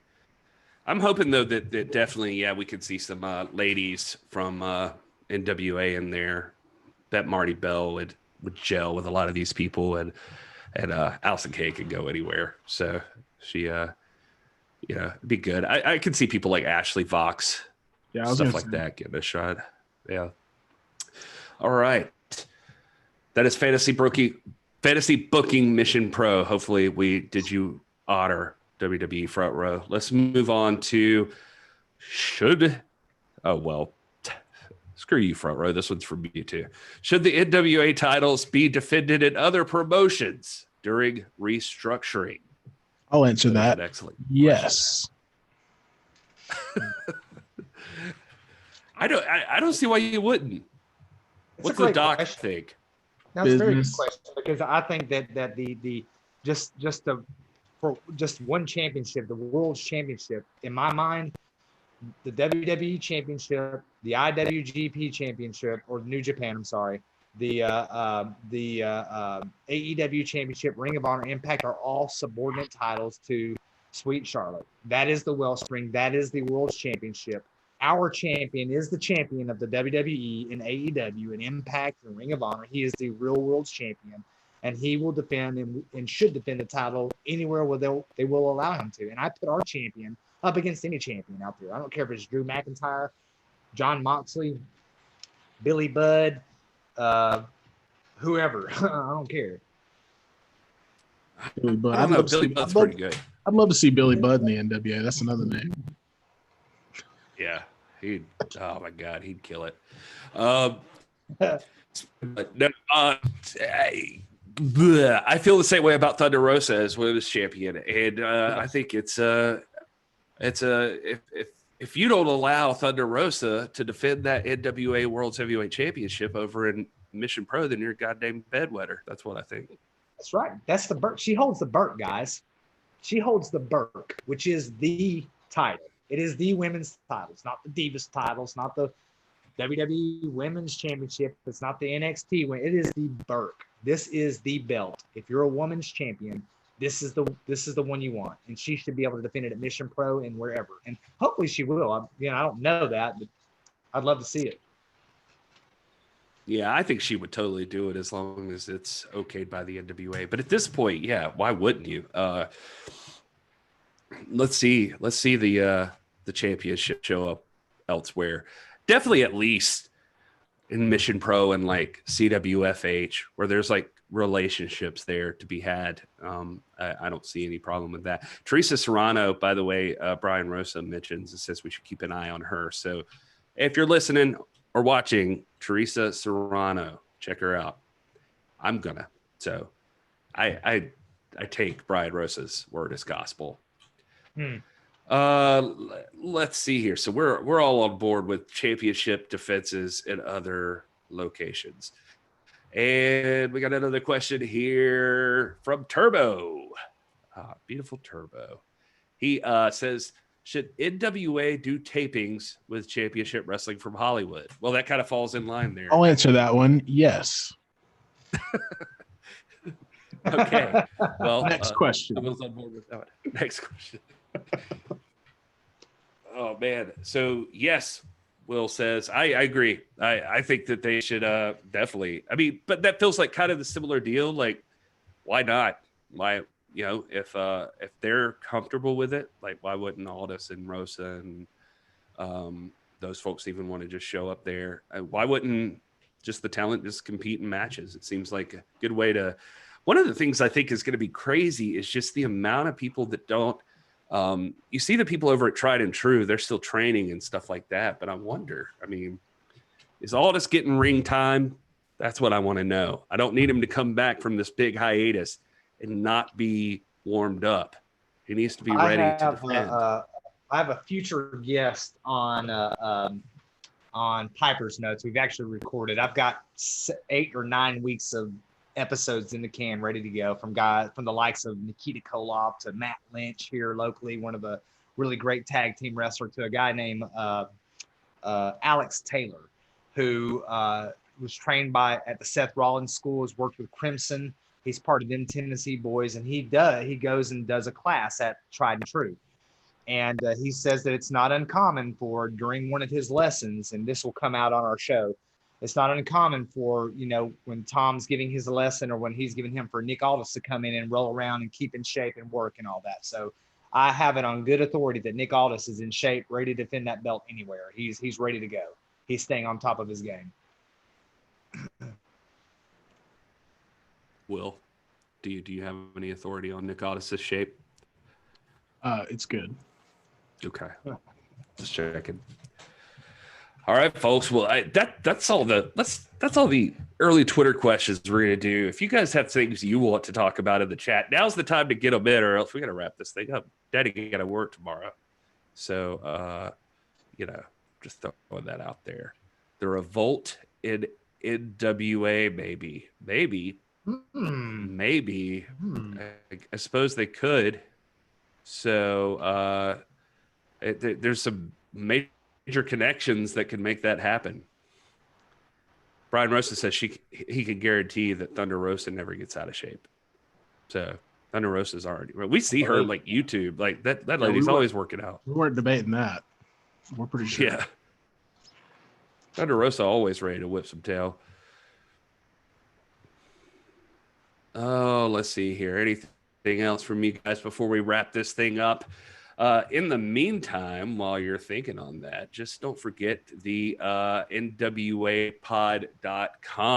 where you can get that sweet hashtag NWA fam merch. Also, make sure you hit subscribe here, like the video, help us out. And also make sure that you're tuning in with us now as we continue the Monday Night Wars. Well, that went well, right? Like we did the Monday Night War. We did Great American Bash versus Monday Night Raw. Yeah, it went well. We had a viewership of around like 14. So we're hanging right in there with Monday Night Raw. Yeah, I mean, if things keep trending that way, then eventually in a couple of years. But I'll say this: the people that were in there and hung out with us, I mean, all night. It was a really fun chat, getting to do that and watch the Great American Bash 1990. And the consensus throughout the night was like, man, we got to do this every Monday night. We got to keep doing this. Let's do this again soon, just because I feel like everyone else was sort of feeling the void that I've been feeling lately of like, man, remember when Monday nights were fun and you looked forward to it? And, you know, now we're just like, hey, we can still, because we have a huge archive of great wrestling events and all throughout history. And so we're going to be getting together and putting our heads together and figuring out what other shows we want to watch on Monday nights at 8 and start doing cast parties for those. So yeah, I mean, mark your calendars, plan for it, pop in and out, you know, as you're available, and we'll have something rolling on Monday nights from 8 to 11. Yeah, that cast app's super easy, guys. If you haven't done it already, you just download it to your phone or tablet right there on your desktop. You can even watch it from your browser, and you just create an account, and all you gotta do is click the button to go into the room, and you watch along. There's a little chat right there, just like if you've ever watched one of the NWA shows on YouTube from your computer or something. It's just like that, but super simple to use. Or like the one that you're watching right now. Oh yeah, that's a good point. If you're in the chat, you're experiencing something similar. Hey, you think Rob's asleep? I was just curious. I just he was asleep. He was asleep during. No, man, I was on my MySpace, man. Oh God. Does MySpace have a phone app? Not a phone app. Not a phone app. It's only for flip phones. I'm on my Commodore over here on the side. Hey, we mentioned it, but you know, we kind of, it was short notice for the Monday Night War thing, but we talked about, since we're going to cover Great American Bash in detail next Tuesday, possibly re-showing that maybe Friday night, go head to head with SmackDown again, see how we do. But for everyone that didn't get a chance to come watch it with us on Monday night, so we'll figure out for sure. But stay tuned to Twitter, and we'll make sure to give some advance warning. Absolutely. Well, folks, it's at RD Stinson 4. You know him, you love him, Rob Stinson. It's at Hey It's Will and at This Is Gary Horde. That Will has one L, just one L. On Twitter, I'm at R Stinson 4. On Instagram, I'm at RD Stinson 4. That's correct. So. But I mean, my content's going on this is the NWA podcast. So if you need to find me, I'm not hard to find. Just reach me out on my pager. As soon as this, I swear you never run out of stuff. As soon as this goes off, he'll be right outside your window in your bushes. So just be ready for that. All right, it's at the NWA Pod wherever you can get podcasts. And if you're tired of being in the bushes, manscaped.com. That was great. I don't know how I missed that. Hashtag Dirty Dutch.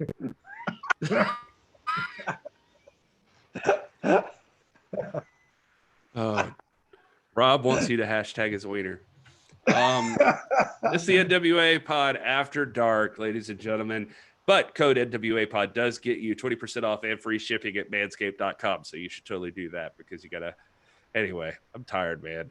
We thank you guys for coming out. We love you guys. You guys are great.